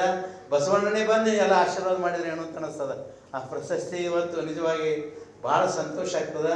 ಅದರ ಜೊತೆಯಲ್ಲಿ ಒಂದು ಕಡೆ ಕಾಯಕ ಜೀವಿಗಳಾಗಿ ಕಾಯಕವೇ ಕೈಲಾಸ ಅಂತೇಳಿ ಒಂದು ಕಡೆ ಹೇಳ್ತಾರೆ, ಕಾಯಕದಲ್ಲಿ ನಿರತನಾದೊಡೆ ಗುರುದರ್ಶನವಾದರೂ ಮರೆಯಬೇಕು, ಲಿಂಗ ಪೂಜೆಯಾದರೂ ಮರೆಯಬೇಕು, ಜಂಗಮ ಮುಂದಿದ್ದರೆ ಹಂಗೊರೆಯಬೇಕು, ಕಾಯಕವೇ ಕೈಲಾಸವಾದ ಕಾರಣ ಅಮರೇಶ್ವರ ಲಿಂಗವು ಕಾಯಕದವಳನ್ನು ಹಾಗೆ ಇವತ್ತು ನಮ್ಮ ಕಾಯಕದಲ್ಲೇ ತಲ್ಲೀನರಾಗಿರ್ತಕ್ಕಂಥ ಇಷ್ಟು ಅದ್ಭುತವಾದಂಥ ಸಂಸ್ಥೆ ಇವತ್ತು ಎಲ್ಲ ಕಡೆ ಪ್ರಸಾರ ಆಗಲಿಕ್ಕೆ ಆ ಕಾಯಕದ ತತ್ವದ ತಳಹದಿಯ ಬದುಕಿರ್ತಕ್ಕಂಥ ನಮ್ಮ ಬಸವರಾಜ ಕೋಣಿಕ್ ಅವರೇ ಇದಕ್ಕೆ ಕಾರಣ. ಅವರು ನಿಜವಾಗಿ ಕಾಯಕ ಜೀವಿಗಳು. ಕಾಯಕ ತತ್ವ ಅಂದರೆ ಅವರಿದ್ದಾರೆ. ಅದಕ್ಕಾಗಿ ತಮ್ಮೆಲ್ಲರಲ್ಲಿ ನಾವು ವಿನಂತಿಸಿಕೊಳ್ಳುವುದೆಂದರೆ, ಎಷ್ಟೇ ಕಷ್ಟ ಬರಲಿ, ತೊಂದರೆ ಬರಲಿ, ತ್ರಾಸು ಬರಲಿ, ಎಲ್ಲರಿಗೂ ಇವತ್ತು ನಾವು ಲಿಂಗಾಯತರಾದವರು ಬಸವ ತತ್ವವನ್ನು ಮರಿಲಿಕ್ಕೆ ಹೋಗಬಾರ್ದು ದಯಮಾಡಿ. ಯಾಕಂದ್ರೆ ಲಿಂಗಾಯತ ಅನ್ನೋದು ಸಾಮಾನ್ಯವಾಗಿರ್ತಕ್ಕಂಥ ಪದ ಅಲ್ಲ, ಇದು ಶಕ್ತಿ ಅದ. ಇದು ಅದ್ಭುತವಾದಂಥ ಶಕ್ತಿ ಅದ ಇವತ್ತು. ಅದಕ್ಕಾಗಿ ನಮ್ಮ ಬಿರಾದರ್ ಸರ್ ಹೇಳಿದ್ರಲ್ಲ, ಬಸವಣ್ಣವ್ರು ಏನು ಮಾಡಿದ್ರು ಅಂದರೆ ಸ್ಥಾವರ ಕಳಿ ಉಂಟು ಜಂಗಮ ಕಳಿಯಿಲ್ಲ ಅಂತ ಹೇಳಿ ನಮ್ಮ ಅಂಗೈ ಒಳಗೆ ಲಿಂಗ ಕೊಟ್ಟರು. ಆ ಲಿಂಗದ ಮುಖಾಂತರವಾಗಿ ಏನು ಮಾಡೋದಂದರೆ ನಾವು ಲಿಂಗ ಪೂಜೆ ಮಾಡಬಾರ್ದು ದಯಮಾಡಿ. ಪೂಜಿಸುವ ಧರ್ಮ ನಮ್ಮದಲ್ಲ. ಯಾಕಂದರೆ ಇತ್ತಿತ್ತಲ ಏನಾಗಿದೆ ಅಂದರೆ ಪೂಜೆನೇ ಜಾಸ್ತಿ ಆಗಿದೆ. ಆದರೆ ಲಿಂಗವನ್ನು ಕೇಳಿದಾಗ ಲಿಂಗ ಹೋಗಿ ಅಂಗ ಹೋಗಿ ಲಿಂಗ ಆಗೋದು ಕಡಿಮೆಗೆ. ಅದಕ್ಕಾಗಿ ಒಂದು ಕಡೆ ಹೇಳ್ತಾರೆ, ಸುಪ್ರಭಾತ ಸಮಯದಲ್ಲಿ ಅರ್ತಿಯಲ್ಲಿ ಲಿಂಗವನ್ನು ಎಣಿದರೆ ತಪ್ಪುವ ಅಪಮೃತ್ಯ ಕಾಲ ಕರ್ಮಗಳು ಅಂತ ಹೇಳ್ತಾರೆ. ಈ ರೀತಿ ನಮ್ಮ ಜೀವನ ಆಗಬೇಕು. ಲಿಂಗಾಯತರಾದವರು ಯಾವಾಗಲೂ ಏನು ಕೇಳಿದಾಗ ಬಸವ ತತ್ವದ ತಳಹದಿಯ ಮೇಲೆ ನಡೆದಾಗ ನಮ್ಮ ಇಡೀ ಜಗತ್ತಲ್ಲ, ಇಡೀ ವಿಶ್ವದಲ್ಲೇ ಬಸವ ತತ್ವ ಅದು ಪ್ರಸಾರ ಆಗ್ತದೆ ಮತ್ತು ಹಾಗೇ ಆಗ್ತದ್ರಿ. ನೀವು ಯಾರು ಮಾಡ್ರಿ ಬೇಕಾದ್ರೆ ಬಿಡ್ರಿ. ಒಂದು ದಿನ ಏನಾಗ್ತದೆ, ಇಡೀ ಜಗತ್ತಿನಲ್ಲಿ ಹೇಳ್ಯಾರಲ್ಲ ಸಿದ್ದಯ್ಯ ಪುರಾಣ, ಬಸವನ ಬೆಳಕೆ ಎಲ್ಲಾಡಿ ಬಂದೆ ಅಂತ ಹೇಳಿ, ಅದೇ ರೀತಿ ಜಗತ್ತಿನ ಸುತ್ತಕ್ಕಂಥ ಬಸವನ ಬೆಳಕು ಎಲ್ಲ ಕಡೆ ಪ್ರಚಾರ ಮತ್ತು ಪ್ರಸಾರ ಆಗ್ತಕ್ಕಂಥ ಮಾತನ್ನು ಹೇಳಿ ಭಾಳ ಖುಷಿ ಅಂದರೆ ಖುಷಿಯಾಗ್ಯದ. ಖುಷಿ ಸಂದರ್ಭದಲ್ಲಿ ನಾನು ಹೆಚ್ಚಿಗೆ ಹೇಳಲಾರ್ದೆ ಭಾಳ ಇಷ್ಟು ಖುಷಿಯಾಗ್ಯದ. ಅದಕ್ಕಾಗಿ ಪ್ರಪ್ರಥಮವಾಗಿ ನಿಮ್ಗೆ ಧನ್ಯವಾದ ಹೇಳ್ತೀವಿ. ಯಾಕಂದರೆ ನಾನು ಪ್ರಶಸ್ತಿ ಸ್ವೀಕಾರ ಮಾಡೋಂಗಿಲ್ಲ, ಆದರೂ ಕೂಡ ಏನು ಕೇಳಿದಾಗ ನನಗೆ ಅನುಭವ ಮಟ್ಟ ಪ್ರಶಸ್ತಿ ಕೊಟ್ಟರು, ಆವಾಗೊಮ್ಮೆ ಸ್ವೀಕಾರ ಮಾಡಿದೆ. ಎರಡನೇ ಸಲ ಏನು ಕೇಳಿದಾಗ ನಿಮ್ಮ ಬಸವ ಸಿರಿ ಪ್ರಶಸ್ತಿಯನ್ನು ನನಗೆ ಸ್ವೀಕಾರ ಮಾಡ್ತಿದ್ದೇನೆ. ಅದು ಭಾಳ ಖುಷಿ ಆಗ್ತದೆ, ನನಗೆ ಭಾಳ ಸಂತೋಷ ಆಗ್ತದೆ. 75 ವರ್ಷ ನನಗೆ 2ನೇ ತಾರೀಕು ದಿನ ಡಿಸೆಂಬರ್ 2ಕ್ಕೆ ನಮಗೆ 75 ವರ್ಷದ ಅಮೃತ ಮಹೋತ್ಸವ ಅದ ನಮ್ಮ ಇದರಲ್ಲಿ. ಭಾಳ ದೊಡ್ಡ ಪ್ರಮಾಣದಲ್ಲಿ ನಮ್ಮ ಈಶ್ವರ್ ಖಂಡ್ರೆ ಅವರ ಅವರೇ ಮಾಡೋರದ, ನಾನೇ ಮಾಡ್ಕೊಳ್ಳಿಕ್ಕೆ ತಯಾರಿಲ್ಲ, ಅವರೇ ಮಾಡ್ತಿದ್ದಾರೆ. ಆ ಸಂದರ್ಭದಲ್ಲಿ ಸಾಕಷ್ಟು ಪುಸ್ತಕಗಳನ್ನು, ಸಾಕಷ್ಟು ಏನು ಕೇಳಿದ ಸಮಾಜದಲ್ಲಿ ದುಡಿದ ಕಾಯಕದಲ್ಲಿ ನಿರತರಾಗಿರ್ತಕ್ಕಂಥ ವ್ಯಕ್ತಿಗಳಿಗೆ ಸನ್ಮಾನ, ನಮ್ಮ ಸನ್ಮಾನ ಏನು ಮಾಡ್ಕೊಳ್ಳೋಂಗಿಲ್ಲ. ಮತ್ತು ಎಲ್ಲರೂ ಕಿರೀಟ ಇಟ್ಕೋತೀರಿ ಅಂತ ತಿಳ್ಕೊಂಡಿರಿ. ಯಾವ ಕಿರೀಟ ಪರಿಟ ಏನೂ ಇಲ್ಲ. ಸಮಾಜದಲ್ಲಿರ್ತಕ್ಕಂಥ ಒಳ್ಳೆಯ ಕಾಯಕ ಜೀವಿಗಳಿಗೆ ಸತ್ಕಾರ ಮಾಡ್ತಕ್ಕಂಥ ಸಂದರ್ಭವನ್ನು ಆ ಸಂದರ್ಭದಲ್ಲಿ ಇಟ್ಕೊಳ್ತೀವಿ ಅಂತೇಳಿ ತಮಗೆಲ್ಲರಿಗೆ ಕಳಕಳಿಯಿಂದ ಮನವಿ ಮಾಡಿಕೊಂಡು ತಾವೆಲ್ಲರೂ ಕಾಯಕ ಇದರಲ್ಲಿ ನಮ್ಮ ಡಿಸೆಂಬರ್ 2ನೇ ತಾರೀಕು ನಡೀತಕ್ಕಂಥ ಕಾರ್ಯಕ್ರಮದಲ್ಲಿ ತಾವೆಲ್ಲರೂ ಭಾಗವಹಿಸಬೇಕಂತ ಹೇಳಿ ನಾನು ಹೆಚ್ಚಿಗೆ ಹೇಳಲಾರದೆ ಎಲ್ಲರಿಗೂ ಶರಣಾರ್ಥಿಗಳು. ಕಾರ್ಯಕ್ರಮದ ಕೊನೆಯಲ್ಲಿ ವಂದನಾರ್ಪಣೆ. ಸಲಹಾ ಸಮಿತಿಯ ಸದಸ್ಯರಾದಂಥ ಡಾಕ್ಟರ್ GC ನಿಂಗಣ್ಣವರು ಬಂದು ವಂದನಾರ್ಪಣೆಯನ್ನು ಸಲ್ಲಿಸಬೇಕು ಅಂತ ಹೇಳಿ ವಿನಂತಿ. ಶರಣೆ ಲಿಂಗೈಕ್ಯ ಬಸಮ್ಮ ಬಿ ಕೊನೆಕವರ 13ನೇ ಪುಣ್ಯಸ್ಮರಣೋತ್ಸವದ ಅಂಗವಾಗಿ ಬಸವಶ್ರೀ ಪ್ರಶಸ್ತಿ ಪ್ರದಾನ. ಈ ಒಂದು ರಾಜ್ಯ ಮಟ್ಟದ ಬಸವಶ್ರೀ ಪ್ರಶಸ್ತಿಯನ್ನು ಸ್ವೀಕಾರ ಮಾಡಿರ್ತಕ್ಕಂಥ ಪರಮ ಪೂಜ್ಯ ಶಿವಾನಂದ ಮಹಾಸ್ವಾಮಿಗಳಿಗೆ ಈ ಸಂಸ್ಥೆಯ ಪರವಾಗಿ ಹಾಗೂ ತಮ್ಮೆಲ್ಲರ ಪರವಾಗಿ ವೈಯಕ್ತಿಕವಾಗಿ ತುಂಬು ಹೃದಯದ ಶರಣಾರ್ಥಿಗಳು. ಹಾಗೆ ಕೃತಿಗಳ ಲೋಕಾರ್ಪಣೆ ಹಾಗೂ ಪ್ರಶಸ್ತಿ ಪ್ರದಾನ ಮಾಡಿರ್ತಕ್ಕಂಥ ಕುಲಸಚಿವರು, ಕರ್ನಾಟಕ ಕೇಂದ್ರೀಯ ವಿಶ್ವವಿದ್ಯಾಲಯದ ಪ್ರೊಫೆಸರ್ RR ಬಿರಾದರ್ ಸರ್ ಅವರಿಗೆ ಸಂಸ್ಥೆಯ ಪರವಾಗಿ ಹಾಗೂ ತಮ್ಮೆಲ್ಲರ ಪರವಾಗಿ ವೈಯಕ್ತಿಕವಾಗಿ ಅನಂತ ಧನ್ಯವಾದಗಳು. ಹಾಗೆ ಈ ವೇದಿಕೆಗೆ ಮುಖ್ಯ ಅತಿಥಿಗಳಾಗಿ ಹಲವಾರು ವಿಚಾರಗಳನ್ನು ವ್ಯಕ್ತಪಡಿಸಿರ್ತಕ್ಕಂಥ, ಕೃತಿಗಳ ಕುರಿತು ಪರಿಚಯ ಮಾಡಿರ್ತಕ್ಕಂಥ ಸೋದರ ಡಾಕ್ಟರ್ ಗವಿಸಿದ್ದಪ್ಪ ಪಾಟೀಲ್ ಹಾಗೂ ಡಾಕ್ಟರ್ ಕಾವೇಶ್ವರಿ ಮಾನವಂಕರ್ ಅವರಿಗೂ ಕೂಡ ಅನಂತ ಧನ್ಯವಾದಗಳು. ಪ್ರಾಸ್ತಾವಿಕವಾಗಿ ಸಂಸ್ಥೆ ಮತ್ತು ಬಸವರಾಜ್ ಕೋನೆಕ್ ಕುಟುಂಬ ನಡೆದು ಬಂದ ಅನೇಕ ವಿಚಾರಧಾರೆಗಳನ್ನು ಮತ್ತು ಶರಣ ಸಂಸ್ಕೃತಿಯನ್ನು ಆಚಾರ ಪ್ರಚಾರ ಮಾಡುತ್ತಾ ಬಂದಿರತಕ್ಕಂಥ ಹಲವಾರು ಅಂಶಗಳನ್ನು ತಿಳಿಸಿಕೊಡುವುದರ ಜೊತೆಗೆ ಅರ್ಥಪೂರ್ಣವಾಗಿ ಮಾತನಾಡಿರ್ತಕ್ಕಂಥ ಹಿರಿಯ ಸಾಹಿತಿಗಳು, ಹಿರಿಯ ಸಲಹಾ ಸಮಿತಿ ಸದಸ್ಯರಾಗಿರ್ತಕ್ಕಂಥ ಪ್ರೊಫೆಸರ್ ಶಿವರಾಜ್ ಪಾಟೀಲ್ ಸರ್ ಅವರಿಗೂ ಕೂಡ ತಮ್ಮೆಲ್ಲರ ಪರವಾಗಿ ಹಾಗೂ ವೈಯಕ್ತಿಕವಾಗಿ ಅನಂತ ಧನ್ಯವಾದಗಳು. ಈ ಕಾರ್ಯಕ್ರಮದ ಘನ ಅಧ್ಯಕ್ಷತೆಯನ್ನು ವಹಿಸಿಕೊಂಡು ಕಾರ್ಯಕ್ರಮವನ್ನು ಅತ್ಯಂತ ವಿಶಿಷ್ಟ ರೀತಿಯಾಗಿ ನಡೆಸಿಕೊಂಡು ಪ್ರತಿ ವರ್ಷ ಬರುತ್ತಿರುವ ಹಿರಿಯರೂ ಆಗಿರ್ತಕ್ಕಂಥ ಸಿದ್ಧಲಿಂಗೇಶ್ವರ ಪ್ರಕಾಶನ ಸಂಸ್ಥೆಯ ಸಂಸ್ಥಾಪಕರು ಆಗಿರ್ತಕ್ಕಂಥ ಶರಣ ಜೀವಿಗಳಾದ ಡಾಕ್ಟರ್ ಬಸವರಾಜ್ ಕೋನೆಕ್ ಸರ್ ಅವರಿಗೂ ತಮ್ಮೆಲ್ಲರ ಪರವಾಗಿ ಹಾಗೂ ವೈಯಕ್ತಿಕವಾಗಿ ಅನಂತ ಧನ್ಯವಾದಗಳು. ಈ ಕಾರ್ಯಕ್ರಮವನ್ನು ಆಯೋಜಿಸುವಲ್ಲಿ ಅವರ ಪುತ್ರರಾಗಿರ್ತಕ್ಕಂಥ ಸಿದ್ಧಲಿಂಗ ಕೋನೆಕ್ ಹಾಗೂ ಶರಣಬಸವ ಕೋನೆಕ್ ಅವರೆಲ್ಲರಿಗೂ ಹಾಗೂ ಕುಟುಂಬದ ಎಲ್ಲ ಸದಸ್ಯರಿಗೂ ಕೂಡ ಈ ಕಾರ್ಯಕ್ರಮದ ಪರವಾಗಿ ಕಾರ್ಯಕ್ರಮದಲ್ಲಿ ಭಾಗವಹಿಸಿರ್ತಕ್ಕಂಥ ಎಲ್ಲ ಶರಣಜೀವಿಗಳಿಗೂ, ಮಾಧ್ಯಮದ ಮಿತ್ರರಿಗೂ ಹಾಗೂ ಅರ್ಥಪೂರ್ಣವಾಗಿ ಈ ಕಾರ್ಯಕ್ರಮವನ್ನು ನಿರೂಪಣೆ ಮಾಡಿರ್ತಕ್ಕಂಥ ಶರಣಬಸಪ್ಪ ಒಡನ್ಕೆರೆಯವರಿಗೂ ಅನಂತ ಧನ್ಯವಾದಗಳು. ಎಲ್ಲರೂ ಪ್ರಸಾದವನ್ನು ಸ್ವೀಕರಿಸಬೇಕಾಗಿ ಕೋರಿಕೆ. ಅದಕ್ಕಾಗಿ ದಯವಿಟ್ಟು ತಾವೆಲ್ಲರೂ ಪ್ರಸಾದ ಸ್ವೀಕಾರ ಮಾಡಿ ಹೋಗಬೇಕಾಗಿ ಕೋರಿಕೆ. ಬಸವ ಪ್ರಕಾಶನ ಕಲಬುರಗಿ ಒಡತಿಯಾದ ಶ್ರೀಮತಿ ಬಸಮ್ಮ ಕೋನೆಕ್ ಅವರ 13ನೇ ಪುಣ್ಯಸ್ಮರಣೋತ್ಸವ ಅಂಗವಾಗಿ ರಾಜ್ಯ ಮಟ್ಟದ ಬಸವಶ್ರೀ ಪ್ರಶಸ್ತಿಯನ್ನು ಹುಲ್ಸೂರು ಶ್ರೀಗಳು ಶಿವಾನಂದ ಸ್ವಾಮಿಗಳಿಗೆ 13ನೇ ಪ್ರಶಸ್ತಿಯನ್ನು ಕೂಡ ಮಾಡಲಾಗಿದೆ. RR ಬಿರಾದರ್ ಅವರು ಪ್ರಶಸ್ತಿಯನ್ನು ಪ್ರದಾನ ಮಾಡಲಿಕ್ಕೆ ಬಂದಿದ್ದರು, ಸೆಂಟ್ರಲ್ ಯೂನಿವರ್ಸಿಟಿ ಕುಲಸಚಿವರು. ಆಮೇಲೆ ಪುಸ್ತಕಗಳ ಬಿಡುಗಡೆ ನಮ್ಮ ಗವಿಸಿದ್ದಪ್ಪ ಪಾಟೀಲ್ ಅವರು ಆ ಕೃತಿಗಳ ಕುರಿತು ಮಾತನಾಡಿದ್ದಾರೆ. ಆಮೇಲೆ ನಮ್ಮ ಸಂಸ್ಥೆಯ ಬಗ್ಗೆ ನಮ್ಮ ಬಗ್ಗೆ ಪ್ರಾಸ್ತಾವಿಕ ಮಾತಾಡಿದ ಆತ್ಮೀಯ ನಮ್ಮ ಸಲಹಾ ಸಮಿತಿ ಹಿರಿಯ ಸದಸ್ಯರಾದ ಪ್ರೊಫೆಸರ್ ಶಿವರಾಜ್ ಪಾಟೀಲ್ ಅವರು,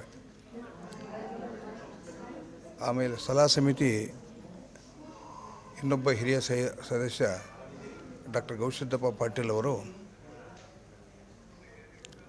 4-5 ಕೃತಿಗಳನ್ನು ಕುರಿತು ಪರಿಚಯ ಮಾಡಿದ್ದಾರೆ. ಮತ್ತು ಮುಖ್ಯ ಅತಿಥಿಯಾಗಿ ಆಗಮಿಸಿದ ಸಹೋದರಿ ಡಾಕ್ಟರ್ ಕಾವ್ಯಶ್ರೀ ಭಾಗವಕರ್ ಅವರು ಆಗಮಿಸಿದ್ದಾರೆ. ಶ್ರೀ ಶರಣಬಸಪ್ಪ ಒಡ್ಡನಕೇರಿಯವರ ಕಾಯಕ ಶರಣ ಪುಸ್ತಕನೂ ಬಿಡುಗಡೆ ಮಾಡಿದ್ವಿ. ಅವರು ಸಂಚಾಲಕರಾಗಿ ನಮ್ಮ ಕಾರ್ಯಕ್ರಮಕ್ಕೆ ಆಗಮಿಸಿ ಕಾರ್ಯಕ್ರಮ ಯಶಸ್ವಿಗೊಳಿಸಿದ್ದಾರೆ.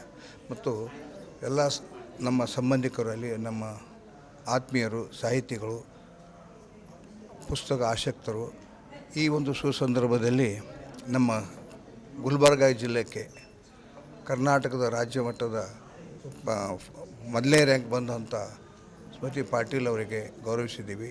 ಆಮೇಲೆ SLCದಲ್ಲಿ ಗಣೇಶ್ ಭೋಸ್ಲೆ ಅವರಿಗೂ ಕೂಡ ನಾವು ಇವತ್ತು ಅವರಿಗೆ ಪ್ರಶಸ್ತಿ ಕೊಟ್ಟಿದ್ವಿ. ಅವರು ಇನ್ನೂ ಹೆಚ್ಚಿನ ಅಂಕ ಪಡೆದು ಕಲಬುರಗಿ ಹೆಸರು ತರಲಿ ಅಂತ ಈ ಸುಸಭದಲ್ಲಿ ಹಾರೈಸಿ ನನ್ನ 2 ಮಾತನ್ನು ಮುಗಿಸ್ತೇನೆ. ಇವತ್ತಿನ ದಿವಸ ಜರುಗಿದಂಥ ಕಾರ್ಯಕ್ರಮ ಅತ್ಯಂತ ಅರ್ಥಪೂರ್ಣ ಮತ್ತು ಅವಿಸ್ಮರಣೀಯ.